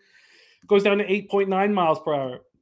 We saw what happens when it gets cold, man. It was the main reason why I took that first 5 under 5 in Colorado, San Francisco. I was like, it's cold, rainy, and shitty. Pitchers that I can trust enough. Now, can you trust Josh Winder and Jonathan Heasley? Because I cashed that first 5 under in the game you were at, Jose. The 2-1 loss for Heasley at the Red Sox. I cashed that first 5 under. And it's one of the most pumped up I've been for a baseball bet because I knew that it was a sharp look and that most people didn't see it. And it had me so pumped up. Jake Fagan says, what do you think it's worth display unit? 50/50 on Bengals team total over 24.5 and the 26.5. Yeah, I wouldn't bother with I think the Bengals backs are against the wall. Okay, I'll tell you this. I've got to make this decision soon, but I plan on using. Okay, can we just stop for a second? And I know that everybody wants to get back to baseball. I plan on using, and tell me if you think this is a terrible, terrible idea. I plan on using the Bengals in my survivor pool. All right, there you go. There's the breaking news. Bengals for the survivor pool. It's obviously a mistake because you're going against the Jets. I do. I think I'm going to use Bengals in my survivor pool. Now, they've lost 10 of 11 games on the road to the Jets. They're 0-2. But Shaquille Leonard is going to play. Pittman could play. The Colts' backs are against the wall. Did the Chiefs really look that good when they beat the Chargers? Would you be shocked if the Colts somehow, Taylor had a monster day and the Colts somehow beat the Chiefs? I don't think I'd be shocked at that. And then would you be shocked if they decide that Herbert's going to play and then Herbert takes a shot in the ribs and Chase Daniels comes in? And the upstart Jags, beat the Chargers? Would that shock you? Both those storylines could come true. And then you're left with the Bengals. And then you see that 10% of the Yahoo pools, 10.6%, are using the Bengals in the survivor pool. 10% on an 0-2 team that's lost 10 of 11 on the road? I like how you say Yahoo. How do you call it? Yahoo. Yahoo? Yeah, it's Yahoo, not Yahoo. I like Pittsburgh, the Steelers. Okay, let's go back to the. Oh, you were thinking that too? It's not Yahoo. I thought it was Yahoo, man. It's not Yahoo. You go to work at the steel yards. It's not Yahoo. I call Yahoo my whole life. No, it's Yahoo. But whatever. Yahoo? Yeah, no, Yahoos are what your dad calls young Utes in the stands. Fucking Yahoo? Why do you make it so Yahoo? You got to make it sound like it's a really prestigious company. It's fucking Yahoo. They're a bunch of fucking chumps. All right. Let's go. Kauffman Stadium, Kansas City, Missouri. Josh Winder, 4-4, 4.17 ERA, 1.26 WHIP, 54 innings, 35 K, 16 walks, 9 home runs. In his last start, 4 2/3, 6 hits, 4 earned runs, 1 homer, 2 K, 1 walk. You smoke a pipe and talk about Yahoo? I don't talk about Yahoo at all. Who talks about the fucking search engines? Yahoo. Jonathan Heasley, on the other hand, can't be trusted at home. Under no circumstances can Heasley be trusted at home. Why is that? I don't know. Marquez can't be trusted at home. It was a cold night. The wind was blowing in, and he still allowed 4 runs in the first, 4 innings, and almost cost us that first 5 under. Twins versus righties, 246, 678 OPS. Royals versus righties, 232, 675 OPS. Neither team's hitting righties. Twins bullpen, 3.94 ERA, 1.39 WHIP. North Ender says the total's moving up. Oh, that's Vince Bill. Sorry. Yeah, I want to see how high that total goes, and I want to try to get underneath it. But let's go back to the gambling situation here in Twins Royals, and I apologize this is taking so long. Here we go. The Twins opened up minus 125. They're now minus 121. So a 4-cent move to the Royals, and this total opened up at 8.5, dropped to 8, and it dropped to 8 within 4 hours, not immediately. Popped up to 8.5 for a second, and then went right back to 8. These bullpens can't be trusted. Maybe they're saying that Heasley can be trusted at home. Let's see if the cash follows this and it's sharp on the under. 5,031 tickets in. 30% of the tickets, 62% of the cash on Heasley. Tells me Heasley's going to have a good start. 32% of the tickets and 65% of the cash on the under. Wow. This is telling me that the Royals first 5 and the Royals first 5 under is available. Take it away for us, Jose. What do you think here? Pass. Fuck this game. I don't want to deal with these bum fights. This is what makes baseball fun for me, Jimmy. I don't have to worry about these shit-ass teams anymore. Shout out to Razor, who another good look on the total. Open up 8.5, drop to 8, public hammering the over. Take the under, sure. Why not? But I'd rather just not even bother with this game. I'll say this. I like the Royals vibe at the end of the season. Watching them, the pitchers were all hanging out, shagging balls, et cetera, et cetera. Brady Singer, that asshole. Brady Singer broke my heart, by the way. Looked at me dead in the eyes when I was at the Monster. Looked at me dead in the eyes. I pointed at him because he had a ball. I was like, is this my moment? Am I going to finally get a major league ball in a major league stadium? Looked at me, and then fucking fat-ass Helen Brad Keller told him not to throw the ball all the way up because I was at the top level of the Monster. I thought he was going to throw it all the way up to me, and he didn't. So I have a kind of a grudge on fat-ass Helen Keller. All that to say, fuck this game pass. Maybe an under. They're yahoos. I don't know what to make of Josh Winder. His last start, he allowed 4 earned runs, an extra inning loss at Cleveland. I am close to moving, expecting Heasley to have a good start and to move on the first 5 under. That first 5 under. The first 5 under here is at 4.5, a minus 115. I mean, this all sounds. I do not want to double up on this baseball game, but it just sounds right to me. Let's just take a quick look at Winder's last few performances, and then I will decide if it is the move here. He gets touched every game. His career started pretty well. 25-year-old, 6'5" from Richmond, Virginia. Can you look up when Josh Winder was drafted, please, Jose? Sure. Richmond, Virginia. Shout out. A lot of Virginia talk today. Very interesting. The home state getting a lot of love, you know. And shout out to Ragu, by the way. He was mentioning that all the small schools in Virginia those football teams always cash and beat up on each other. Very much facts now. ODU is a good squad, and I like them today. By the way, VMI boy too. So that's how you know. 2018 draft. I have fun fact. I wrestled at VMI. Kicked some kid's ass there. Hiya. 2-14, baby. 2-14. That was a preseason match. I didn't count my record. Earl Sports. I'm shocked that you would say this game is 1-800-GAMBLER. Well, yeah, Ron said it best. This is the worst time of the year for the MLB. These last 30 games. I'm on looking at my totals board because I've had all the teams win-loss over-unders written down on my whiteboard this whole year. Now I'm like always just peeking at them, just keep looking back and forth, seeing the records. and checking them out. I'm going to fucking lose my ass on Red Sox futures this year, but at least Nut Flush Allen's making me feel warm and fuzzy with the Giants. So, and shout out to the Cardinals. You still haven't seen Deliverance. I don't know what that is. Sorry. We was the movie that we gave for you to watch. Well, you haven't seen Love Island. Helga reminded me of that the other day. No, I haven't. No. She was like, "Did you ever watch Love Island?" And I was like, "Ooh, I don't think so." I don't know why people would be so against bum fights and so against betting this time of year. 7, Because 8, you 9. could put that money and invest it into the Thursday night football game. I've 20-8 in my last 28 bets in MLB.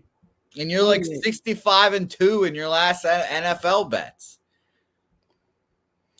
Let's talk about your fucking college football. You're like 66-1 in that too. It's been a nice run, Jose. We want you to watch Deliverance. I think that the Royals are live. I do have a pretty mouse, Melina. Thank you. And I like the first 5 under. Saturated says trade Helga to watch Deliverance for Love Island. I would be interested in that. I could do that. But you said it wasn't even like American Love Island. I didn't even know what No, is it? it's the UK love. The American one sucks dick. You're gonna make me. We'll talk about this later. Yeah, Helga sports a British accent with all her friends all the time now. One day she's just gonna stick to that accent, and then I'll be a little bit happier actually. I do not want to double up on this baseball game. I do not want to have. Don't bet it off. No, I'm betting it. I love this shit. First five under. Oh God, Jimmy again, and in like 2 hours before our lovely reminder of everyone, today's Thursday, so we've got a little Cappers contest show today. Yeah, don't forget about that, ladies and germs. We've got the Cappers contest today at 2 p.m. Eastern. We're probably just gonna roll right into that show with how long this show is gonna be, but don't forget that as well. He's gonna be shirt off after this show, watching some baseball, hoping that these two shit ass bum teams don't hit it all. What a time! What a time! We went 3-2 again, Saturated. So that's all that matters. Pistol Pete went 10-0. I'm 8-2. My mom's 8-2, and we've had different picks. My 7-3 just doesn't feel good anymore, huh? I was shocked to see you up there. Well, thanks. Okay, let's move on. Okay, let's move on. Saturated says, when's Pete NFL Capping Show debuting? Good question, but he will be on NFL Pub Hub this Sunday. Well, what a mysterious man that Peter Loshak. Shout out to him because his apartment flooded this last weekend, and he still persevered. I think I move on both these spots. I think I move on both first 5 under and first 5 Royals. Do it. You're the hottest man on earth, so physically and capping wise. Mike driving Mike M says makes me chuckle every time I hear you say my mom is. Look, not only that, but my mom and sister are meeting Dutch Boy Fresh at the dispensary in Las Vegas in like 6 hours, 5.5 hours. Dutch going to hook my mom up with flour just so she's at the perfect headspace to beat all you guys in the Cappers contest. We move on to 3:10 p.m. Eastern. The San Francisco Giants 72-77, 33-41 on the road. At Colorado Rockies 64-85, 40-37 at home. Coors Field in Denver, Colorado. John Brebbia.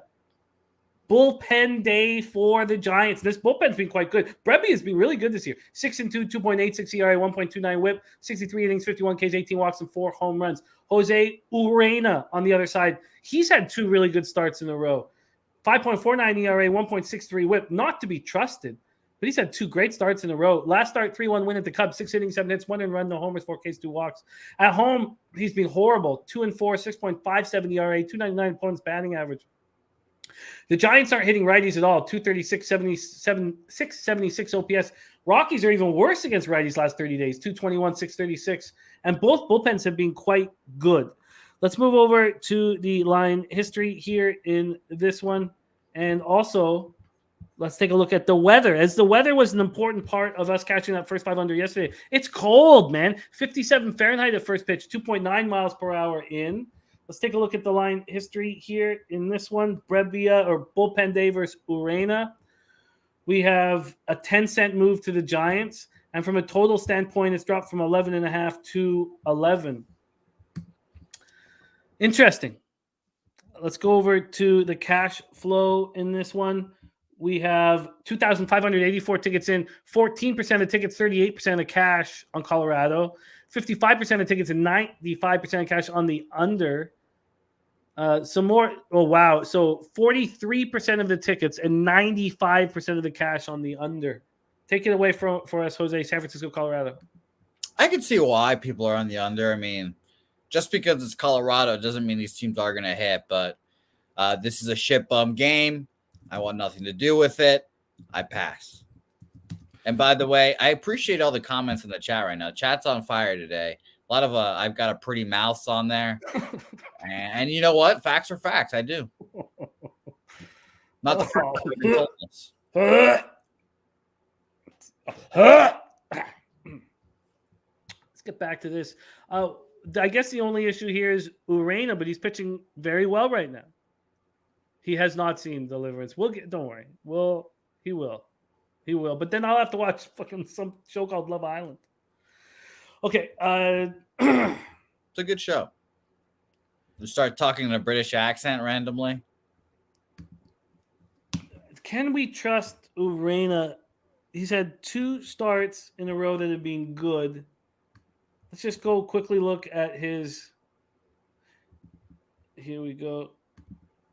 Let's just look at his last few starts here. So he had a great start, and he had a great start at home versus Arizona. Maybe he can handle the cold here. Oh, no, I'm disgusted, Slatsy. Yeah. Okay, but let's stay focused. Here, I am going to move on the full game under 11. Ooh, we got a lot of action early. Yeah, you feeling sweaty today?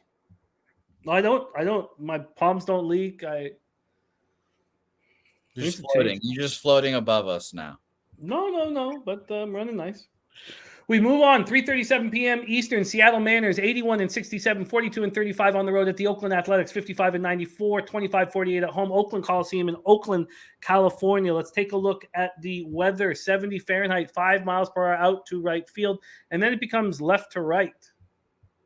Gets up to 75. Warm in the Bay Area today. Let's take a look at the line history in Oakland. We have Kirby and Martinez. We've had a 1-cent move to the Mariners and a 5-cent move to the under. Now, the under was plus money. It was plus 105, so it's moved to plus 101, 4 cents. The over's gone from minus 118 to minus 113, 5 cents. Oh, I do, yeah. As soon as I bet them, then I post them. So yes, I will. But we've got our big cappers contest show at 2:00, which I was fucking waxing poetic for too long here. Lee Davis is back to the well with the A's. So we have a slight move to the under and a no move to the Mariners. Let's go to the cash flow in the 6,039 tickets in. 89% of the tickets, 94% of the cash on the Mariners. 73% of tickets on the over, but no cash total. Adrian Martinez, can he be trusted here? His last start was a 5-0 loss at the Astros. This is going to be a much easier situation. The Mariners versus righties last 30, 203, 695 OPS. They've always had low average, but they used to have power. It seems like they have nothing going on right now. And then the A's versus righties, 224, 650. George Kirby, 2.98 ERA, 1.12 whip, 2 earned runs in his last start, 2-1 loss at the Angels. Mariners bullpen very good. A's bullpen very bad. Take it away for us, Jose. Mariners, A's. Pass. Get these games out of my fucking face. You've just lined up all these shit bum games. That's one of the early games. No one cares about these games. Get these games out of my fucking face. Mariners, take care of business. Shout out to Birdie, who hit a Oakland A's minus 1.5 plus 350. I think like 2 games ago now. Shout out to him. Fuck that. I'm out. I tell you what I don't want. I don't want the Mariners. But I don't think I have the balls to back Adrian Martinez. If I had a free bet, I would. North Ender saying I'm close to the under here. I can understand being close to the under, but it's too low. But I mean, there was people who thought the under was too low yesterday. It's funny how those like 6.5s always stay under. Yeah, and you know who always cashes with them is Noli. Yep. North Ender close to the under here. Shout out to Barbarito. It's hot. Travis Levine says Oakland not sweeping. If Oakland's not sweeping, Trav, why are you focusing on the first 5? Because full games minus 230. Yeah, CT base. I'm taking the Royals first 5. And I'm taking the first 5 under. When do I have to have that? The nothing starts until our shows. Okay, I'm fine. Yeah. Okay. I get why people would be on the A's here. With all of this money on the Mariners and it moving 1 cent.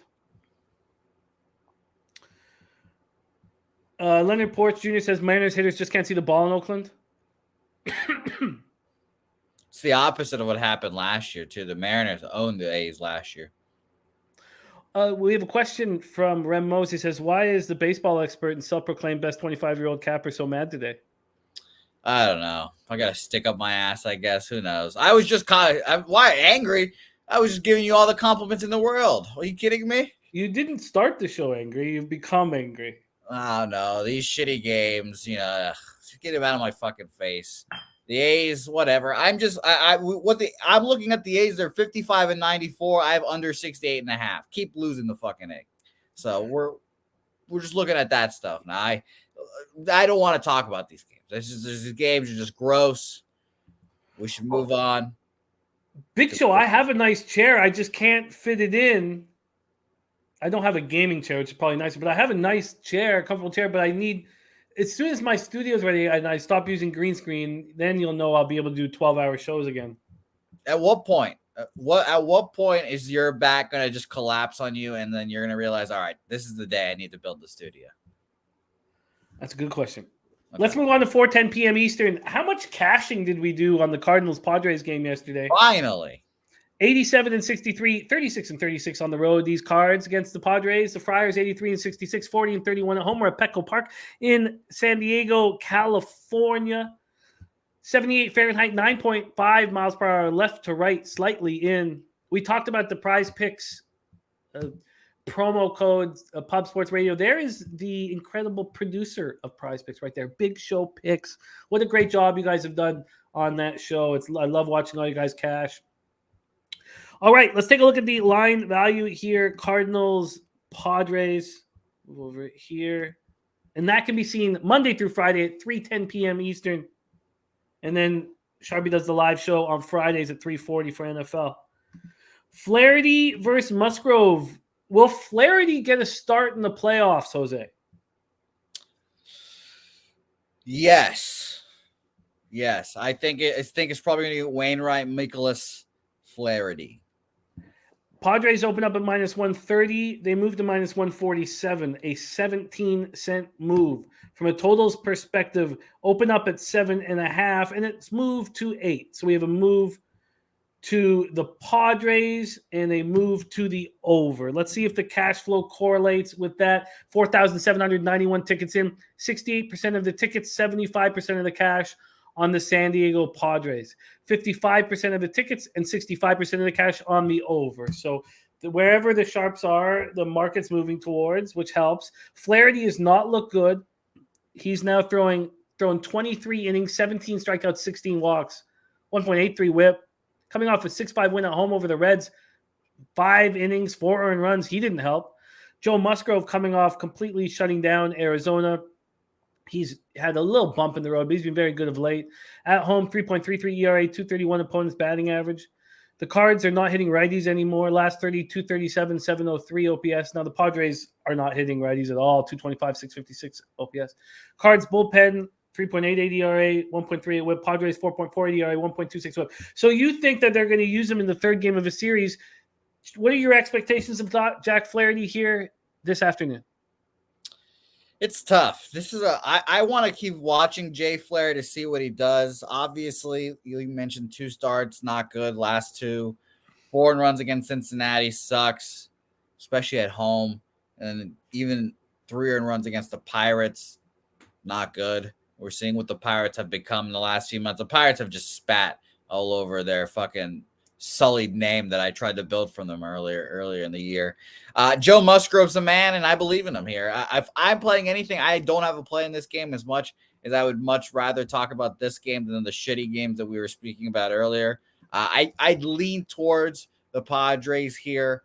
It's weird that the Cardinals are not hitting right now, and I'm glad they're not hitting now and opposed to not hitting the playoffs, because I do kind of like the Cardinals.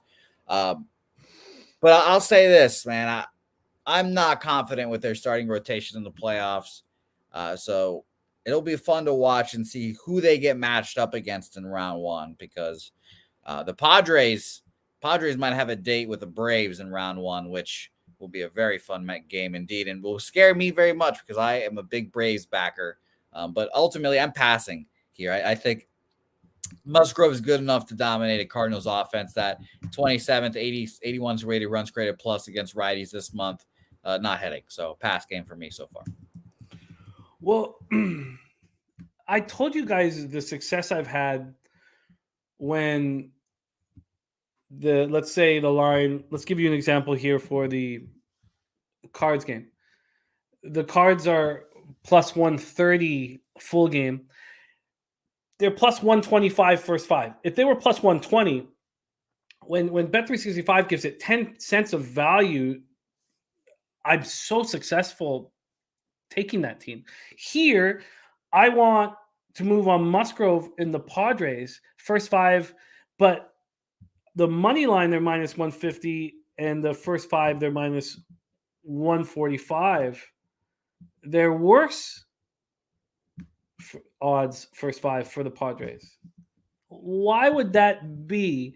To me, that says that the Padres aren't hitting righties, and at some point, Flaherty is going to get his shit right. And do you want to have money on the other side if he does?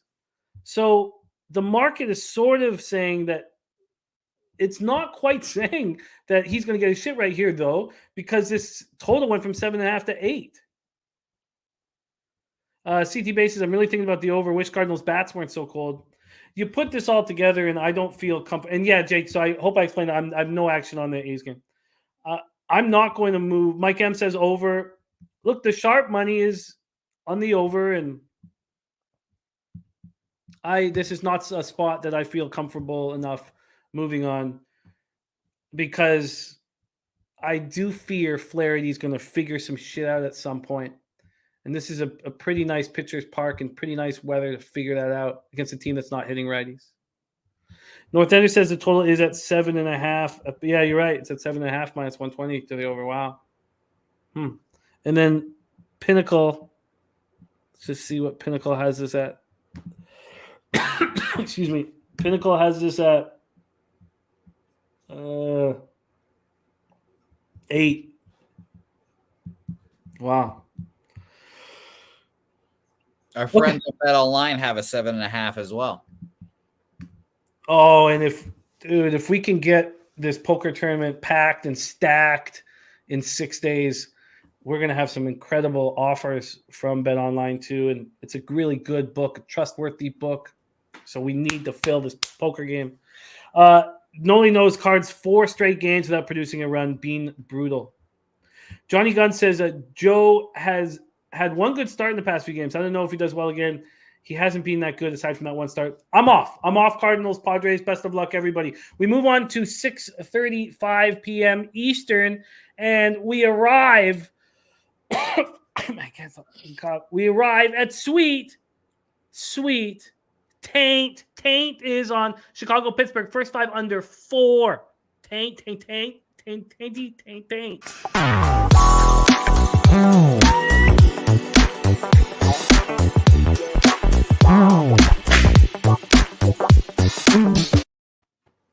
tanked.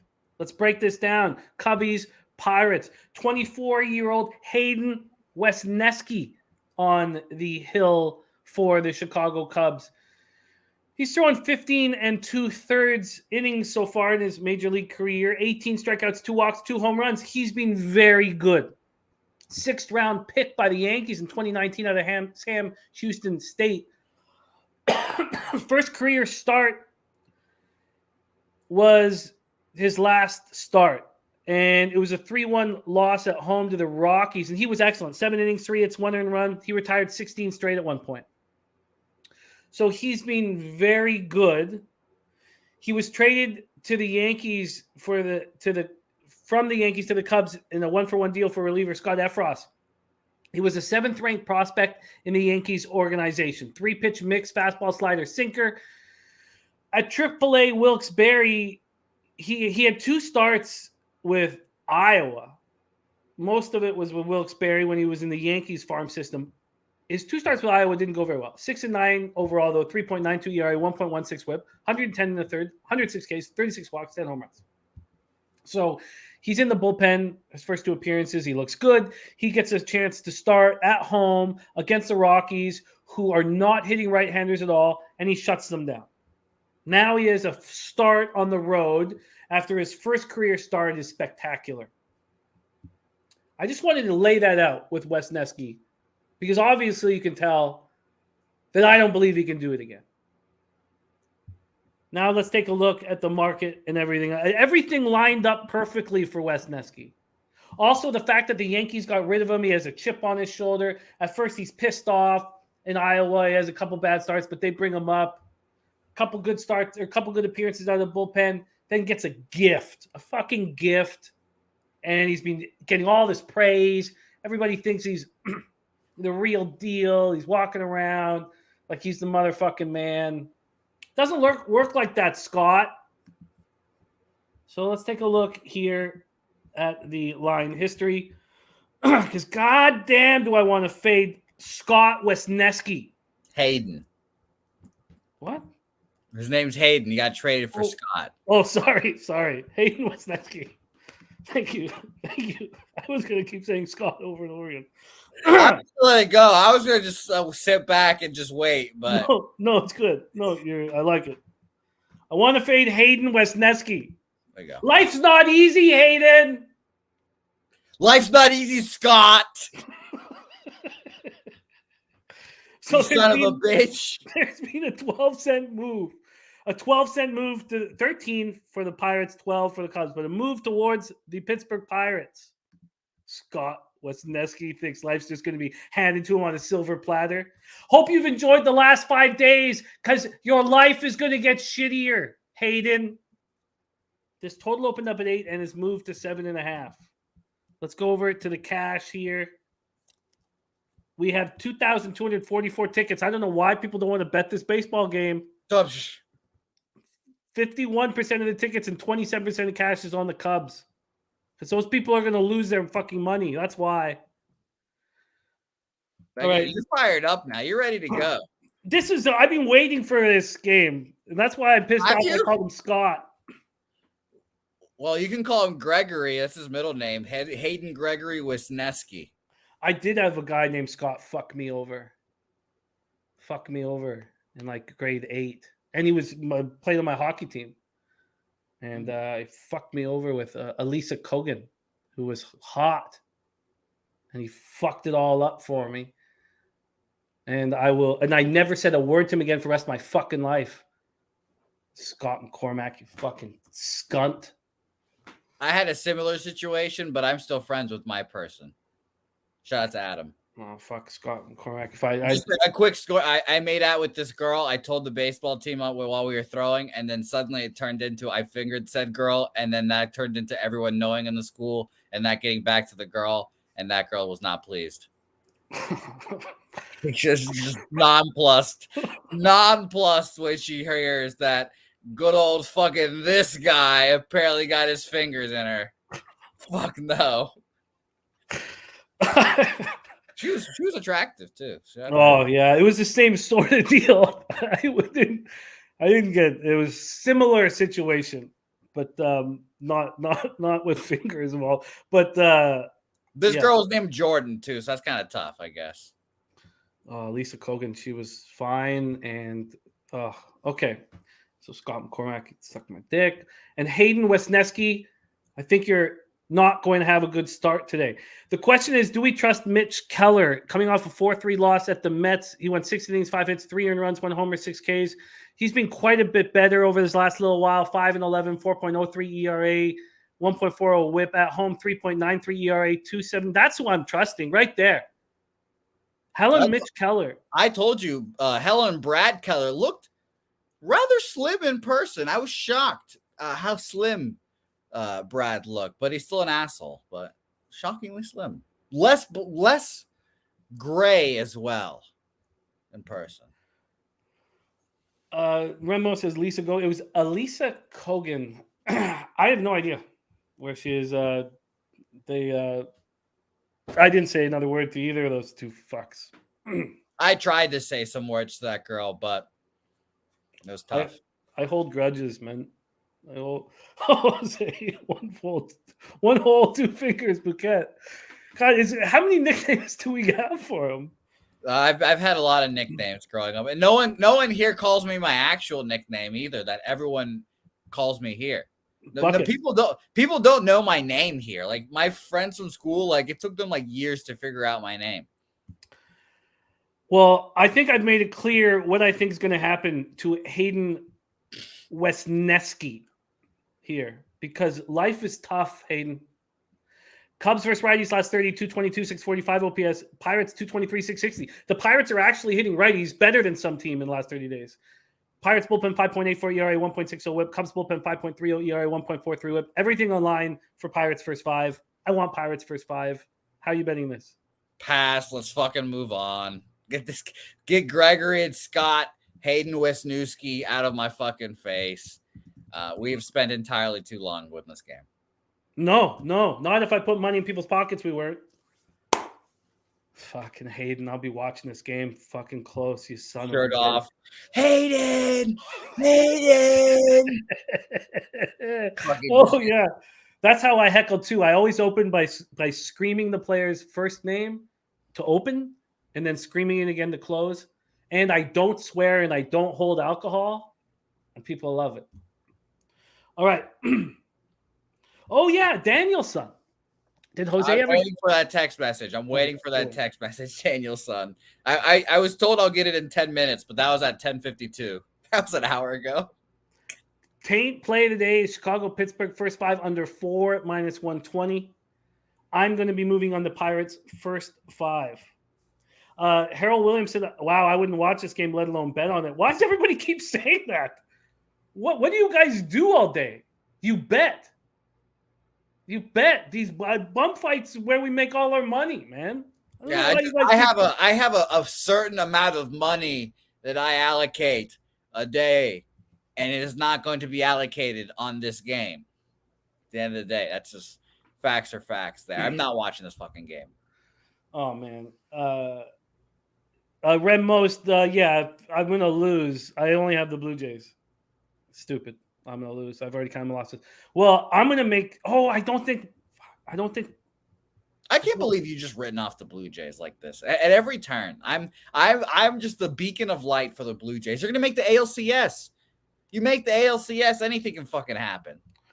I need my mom to bet on the Pirates first 5.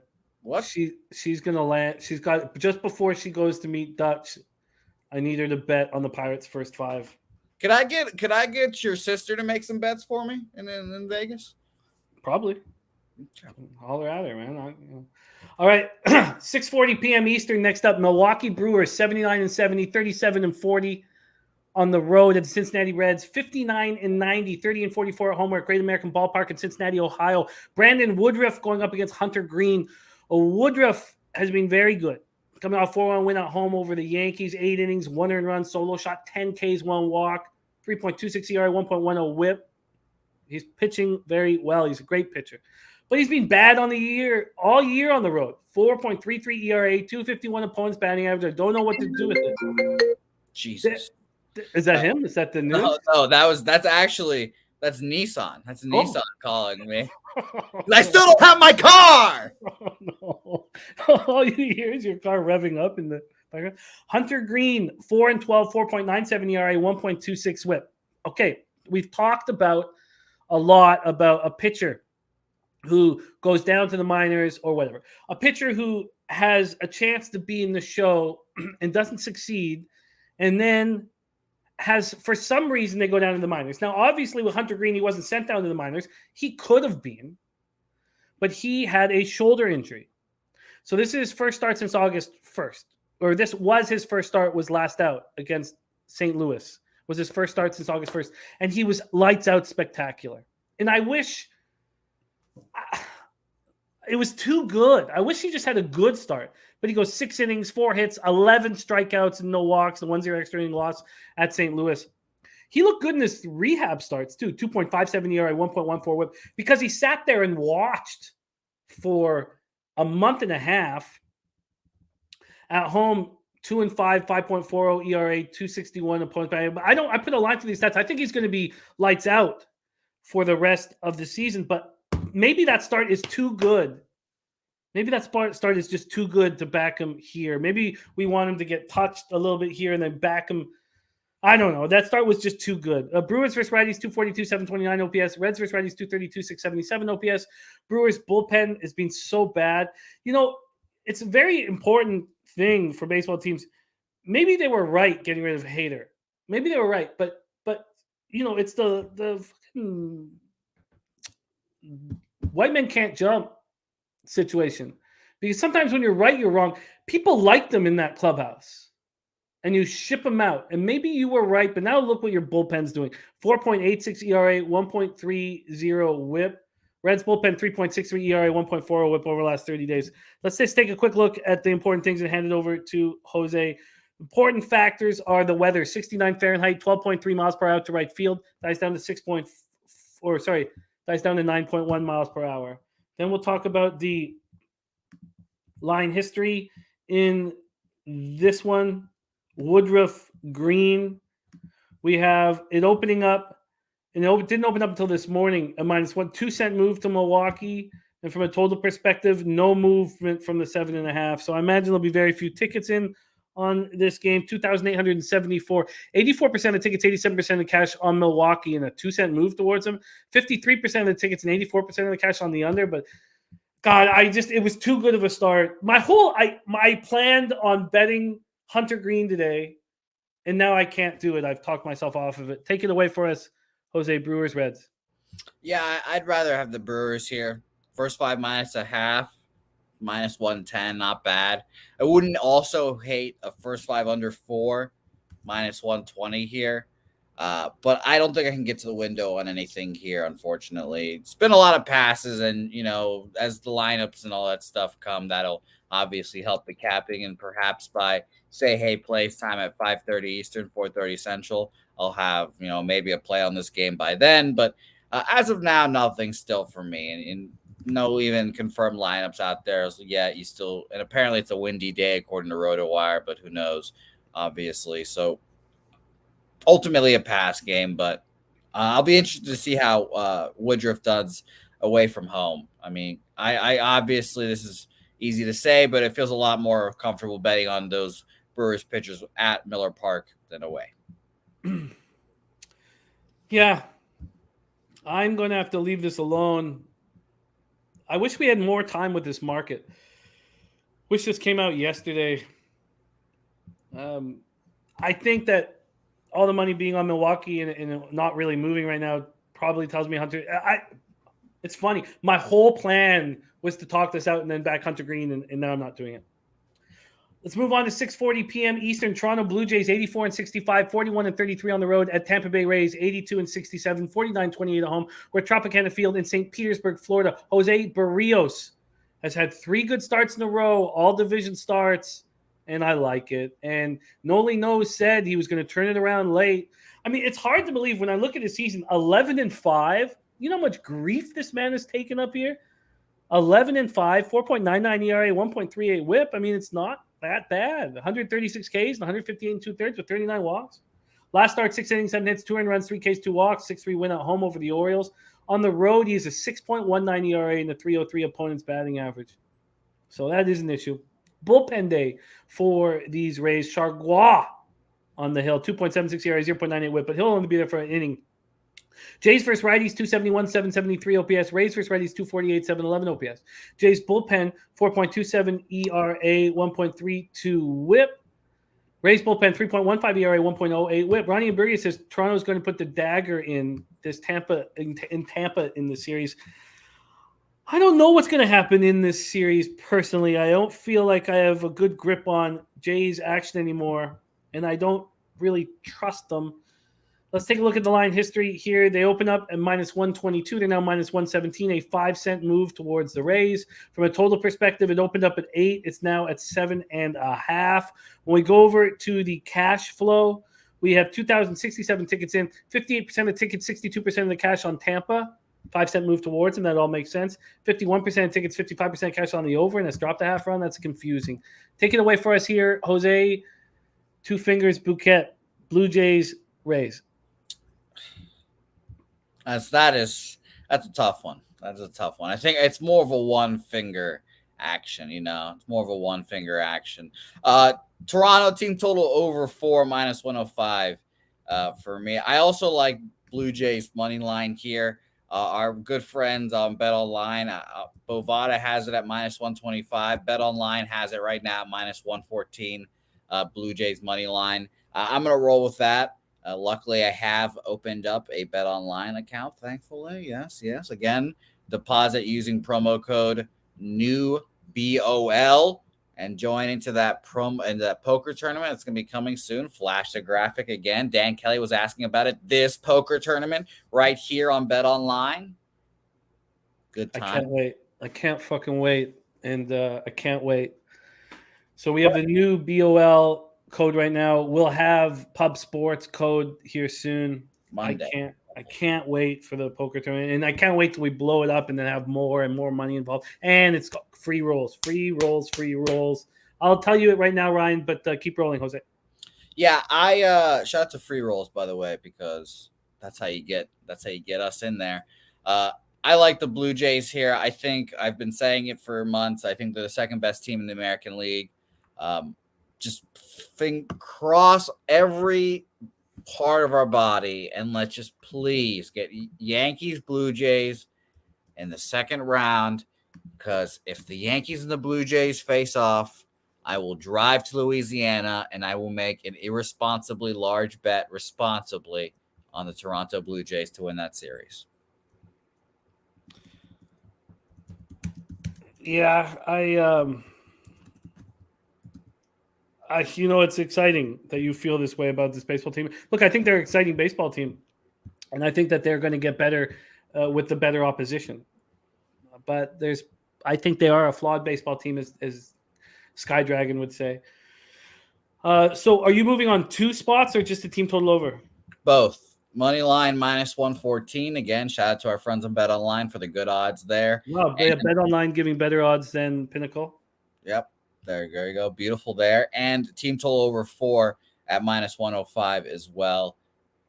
Let's go Blue Jays. I don't have my Canadian accent underway right now. I've only got let's go Stellars.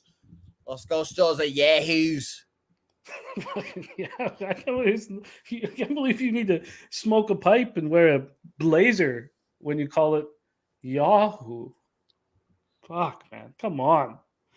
All right, Jose is locked in this Jays Rays spot. I am not moving on it. We move on to 7:05 p.m. Eastern. Houston Astros 99-51, 49-28 on the road at the Baltimore Orioles 77-71, 42-32 at home. Camden Yards in Baltimore, Maryland, Charm City, home of our friend Von Polo and his very sweet family. 68 Fahrenheit at first pitch, 16 miles per hour, slightly in. Jesus. But in 16 miles per hour. Drops down to 15.5. Let me refresh this because that's probably, I guess it hasn't been that old.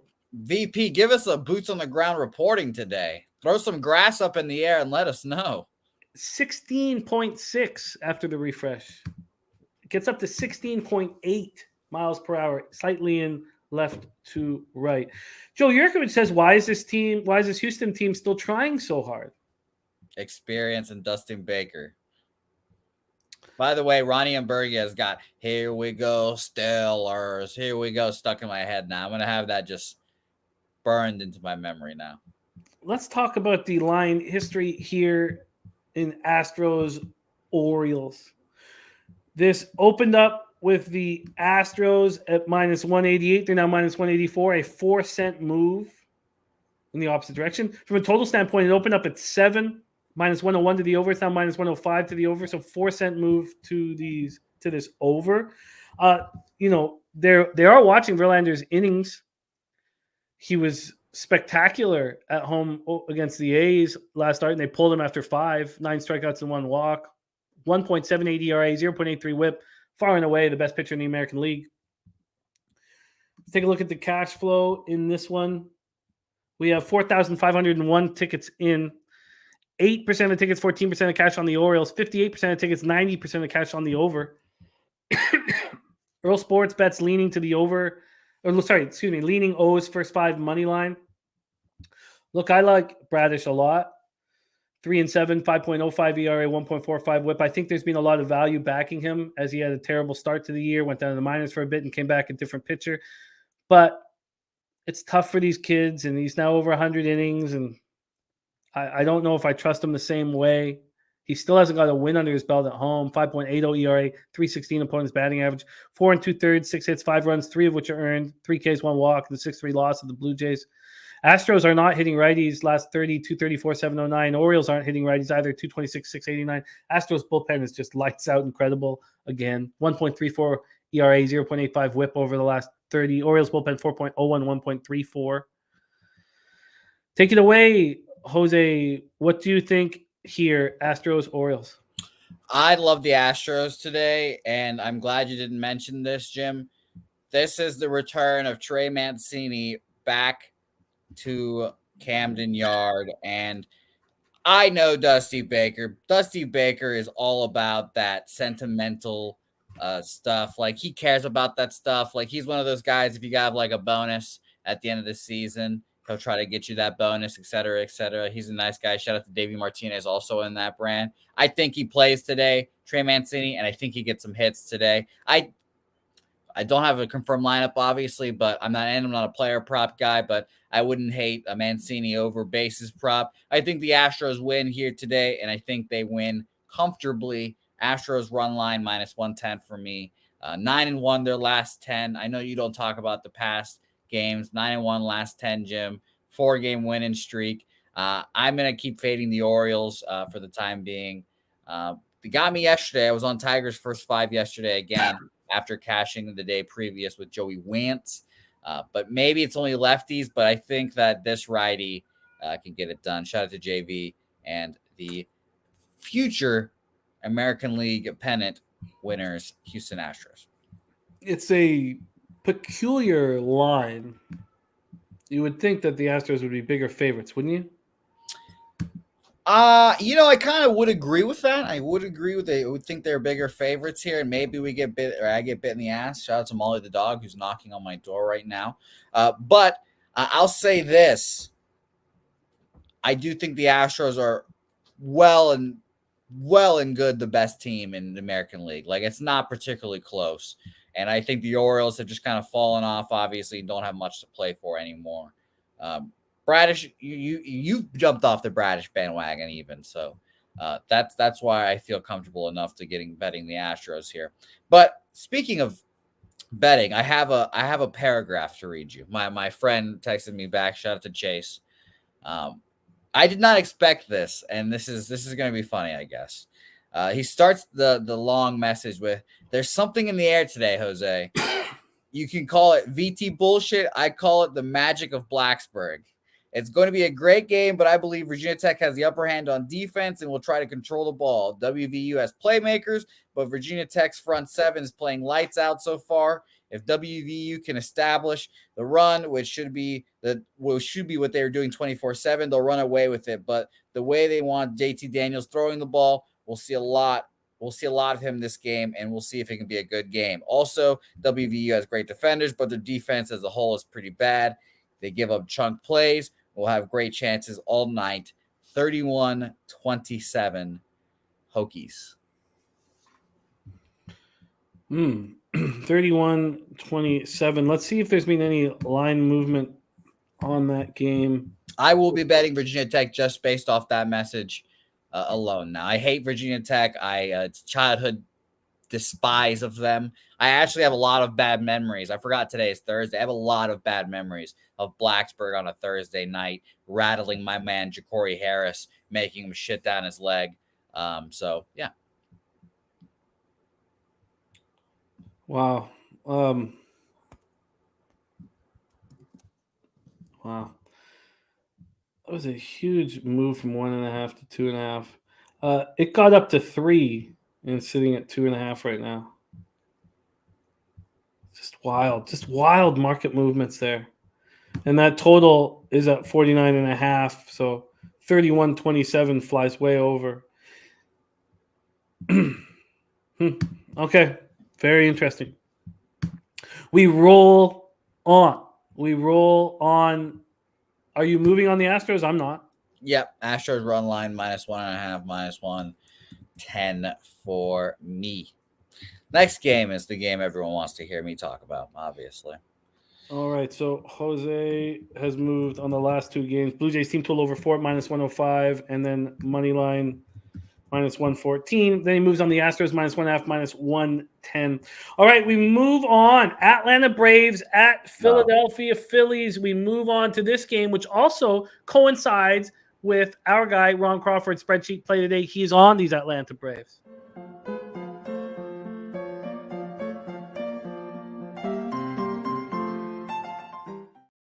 Braves now 93-56, 11 games over 500 on the road at the Philadelphia Phillies, 81-67, 45-32 at home. Citizens Bank Park in Philadelphia, Pennsylvania. Max Fried going up against Ranger Suarez. Fried and Suarez. Let's start with the weather in Philly. We have 67 Fahrenheit, 12.6 miles per hour, right to left, sideways in. Gets up to 14.1, drops to 13.7. It is windy on the eastern seaboard today, and that will come into play with the Red Sox-Yankees game that we will talk about next. Let's go over to the line history here.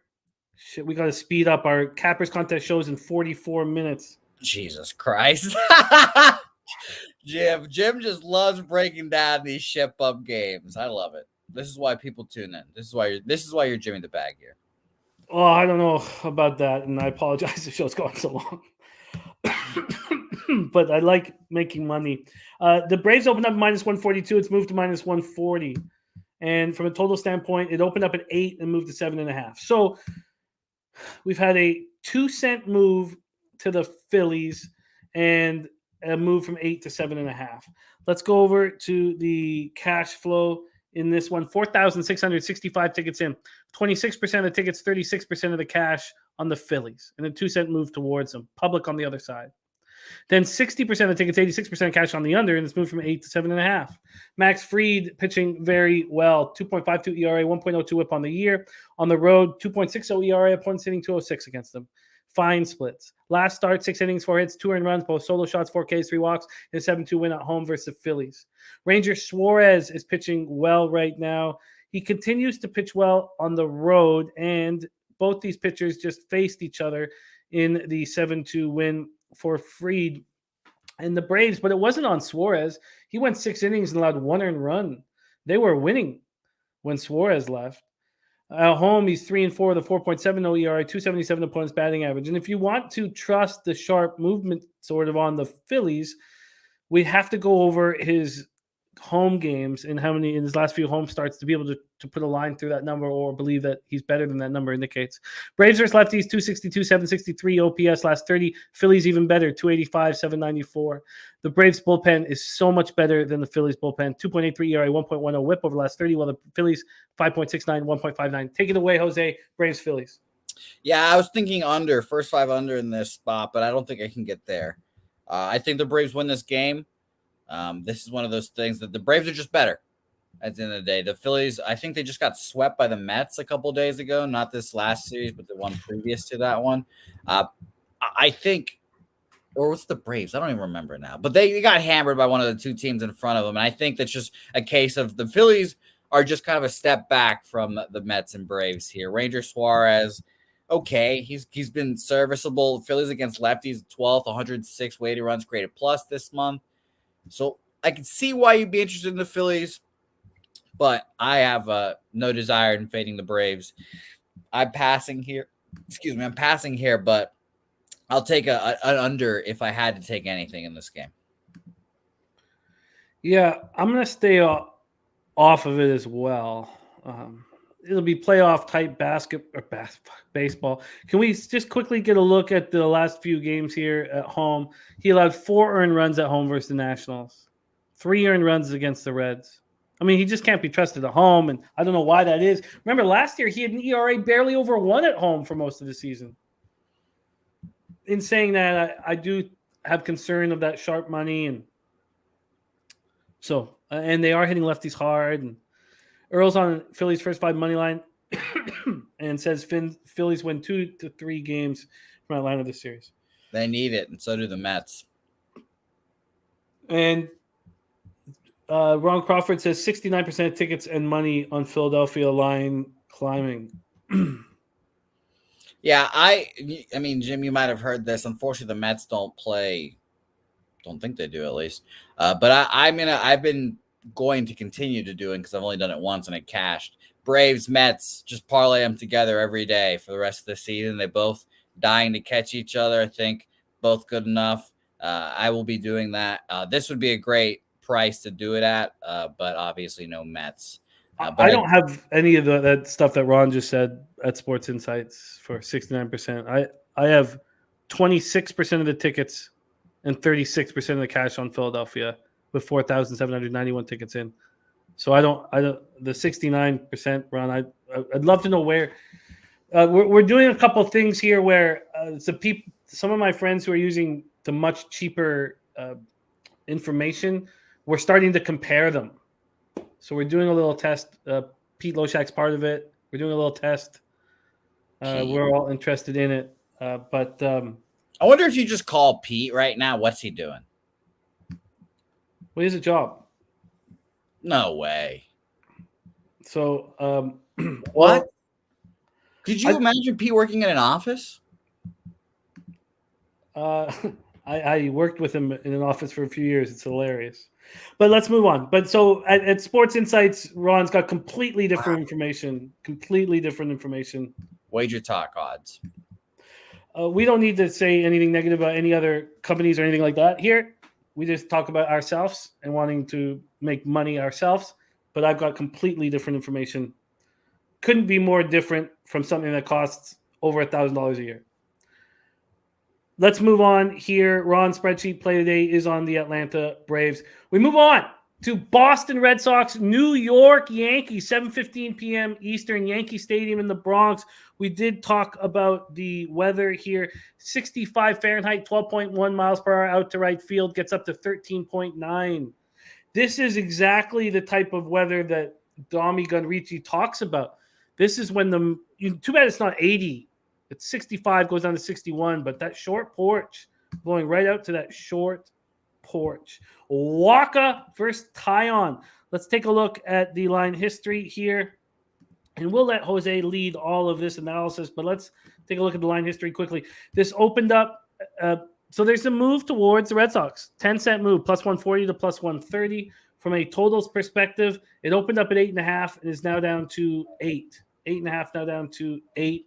We go over to the cash flow, and we'll probably have some tickets, but not really even here. 4,829 tickets in, 25% of tickets, 33% of the cash on the Red Sox. So some sharp action there. Then 30% of tickets, 89% of cash on the under. Waka's last start was right in front of young Jose Bouquet.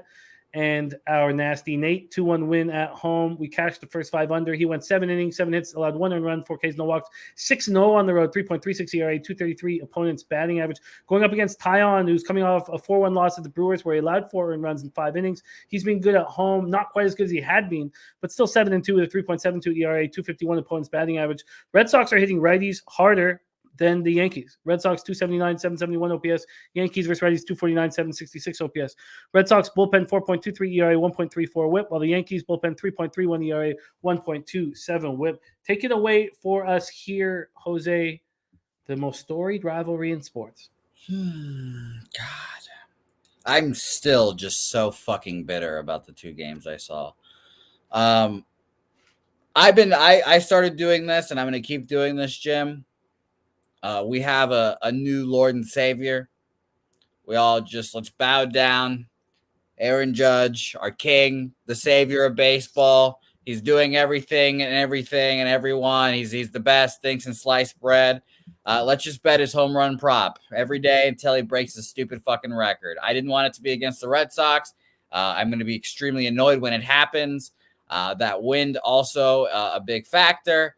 I think he's a big, strong boy. I think he can get it out. Though he has horrific numbers against the Red Sox, and specifically Michael Wacha, I'll just mention 14 at-bats, 9 strikeouts, no hits, whatever.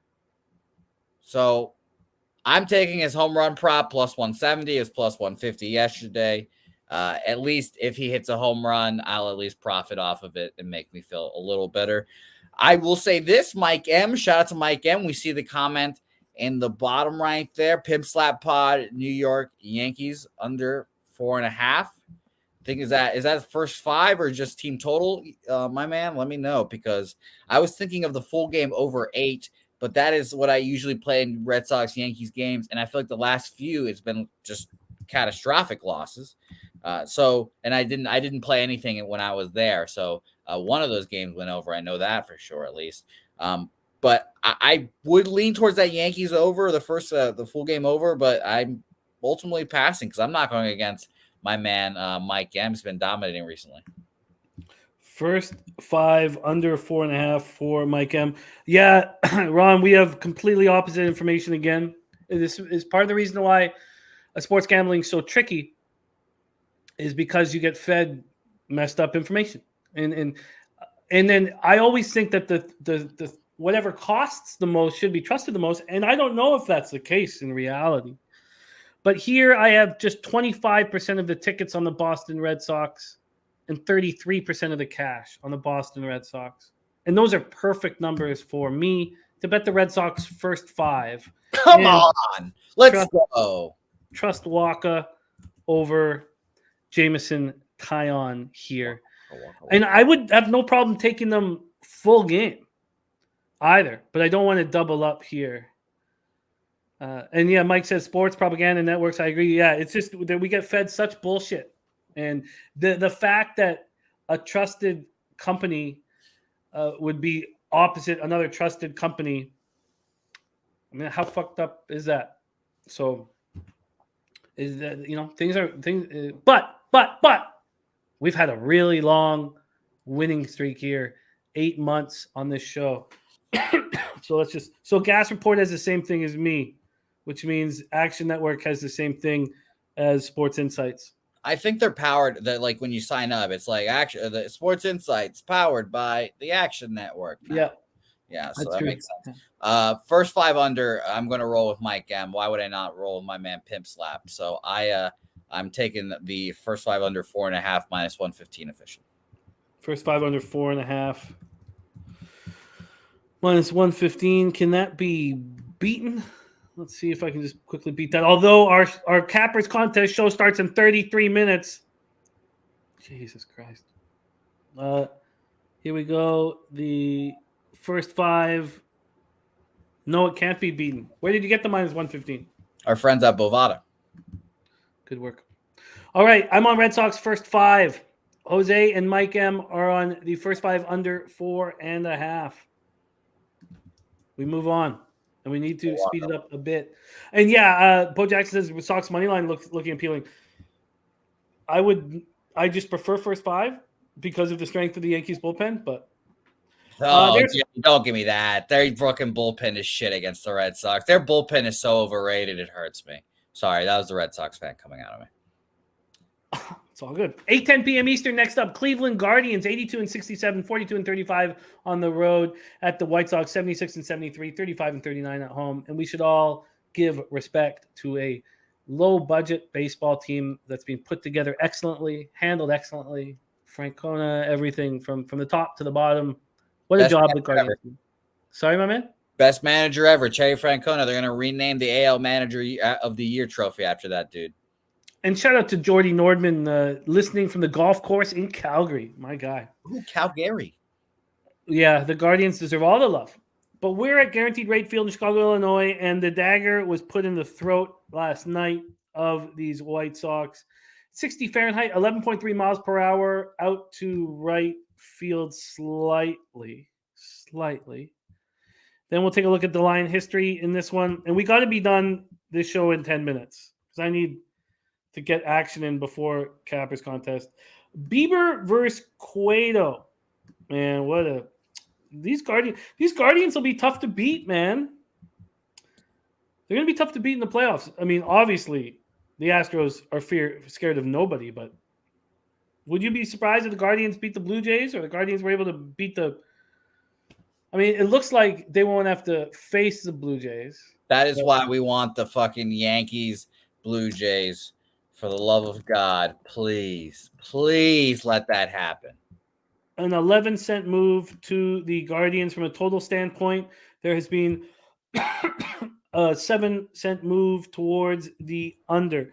We'll go over to the cash flow in this Guardians White Sox spot.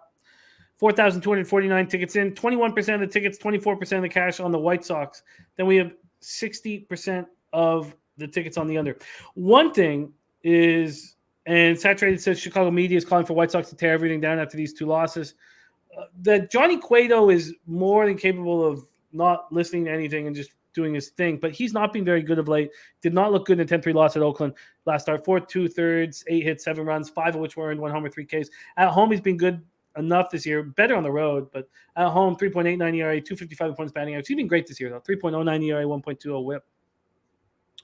The Guardians are not hitting righties, 247, 686 OPS, while the White Sox are hitting them hard, 255. Oh, they're getting base hits, I should say. 255, but no power, 701 OPS.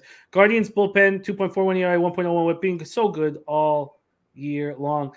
Bieber coming off an impressive performance in the 5-0 win at home versus the Twins. He put the dagger in the Twins. Now he's going to put the dagger in the White Sox. On the road, he's got a 2.67 ERA, 235 opponents batting average.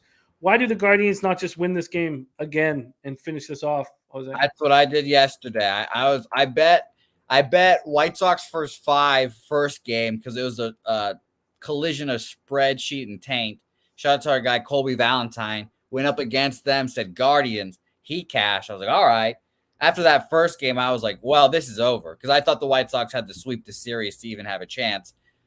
Once they won the first game, I was like, all right, they're not winning the second. I don't think this is just a better team at the end of the day. We bet him again with T-Mac, fat-ass Lance Lynn. Everyone knows how I don't like him. Done. Cash that easily, no problem. I wish it was cheaper, but I want to go Cleveland again here. Truly. I don't typically parlay anymore, but Cleveland money line, Atlanta money line, you get a plus 150, plus 135-ish. Doesn't sound too bad at all, but I think Cleveland wins today. It's just a flawed baseball team in Chicago. The bullpen didn't turn out to be as good as we liked. The hitting is kind of meh. And I really saw it when they went to extra innings against the Guardians in game 1, and they give up 5 earned runs with Jake Diekman on the mound in the top of the 10th or whatever it was, top of the 11th. That's what I knew. I was like, this team's done. They're not going to be able to pick themselves up after. That's one of the most deflating things that can happen. Like you play a team close. One reliever comes in, boom, 5 runs, it's over.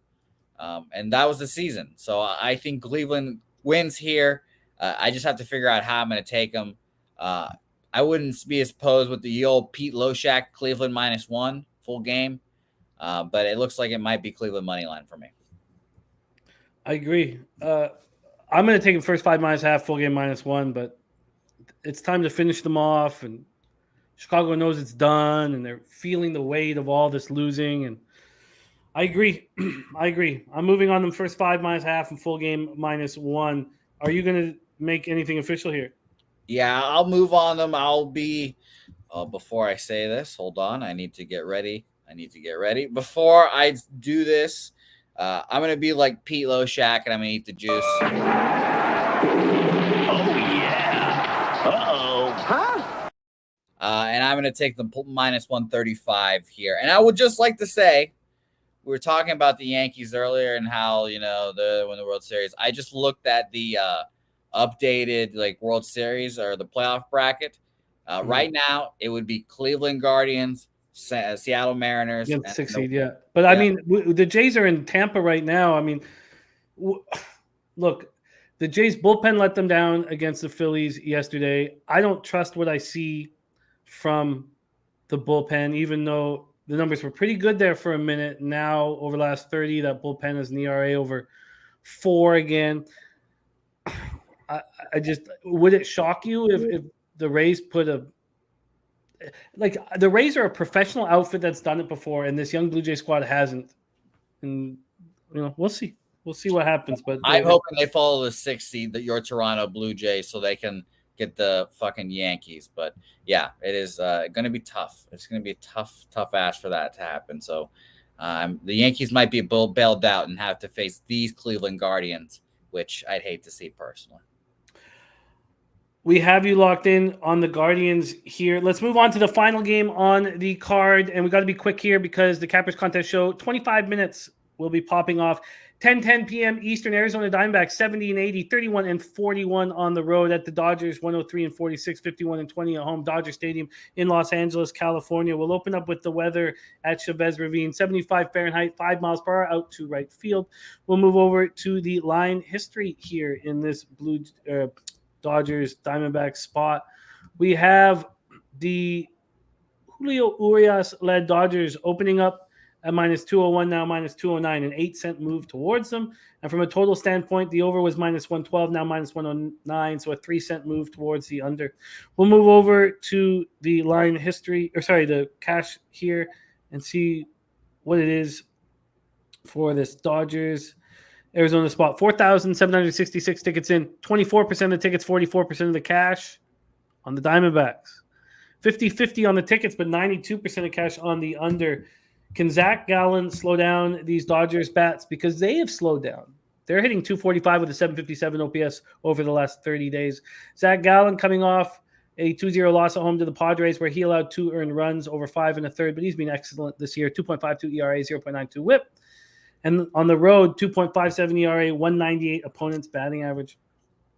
And then Urias coming off allowing 2 runs, just one was earned, a 7-2 win at the Giants, 2.27 ERA, 0.95 whip, and he's been great at home all year, 2.54 ERA, 182 opponent's batting average. The Diamondbacks bullpen is a little questionable, 5.66 ERA, or a lot questionable, 5.66 ERA, 1.45 whip. Dodgers bullpen, 2.32 ERA, 0.99 whip. Take it away. And the Diamondbacks just don't hit lefties. Last 30, 197, 565 OPS. Take it away for us, Jose. Last game on the card, Diamondbacks, Dodgers.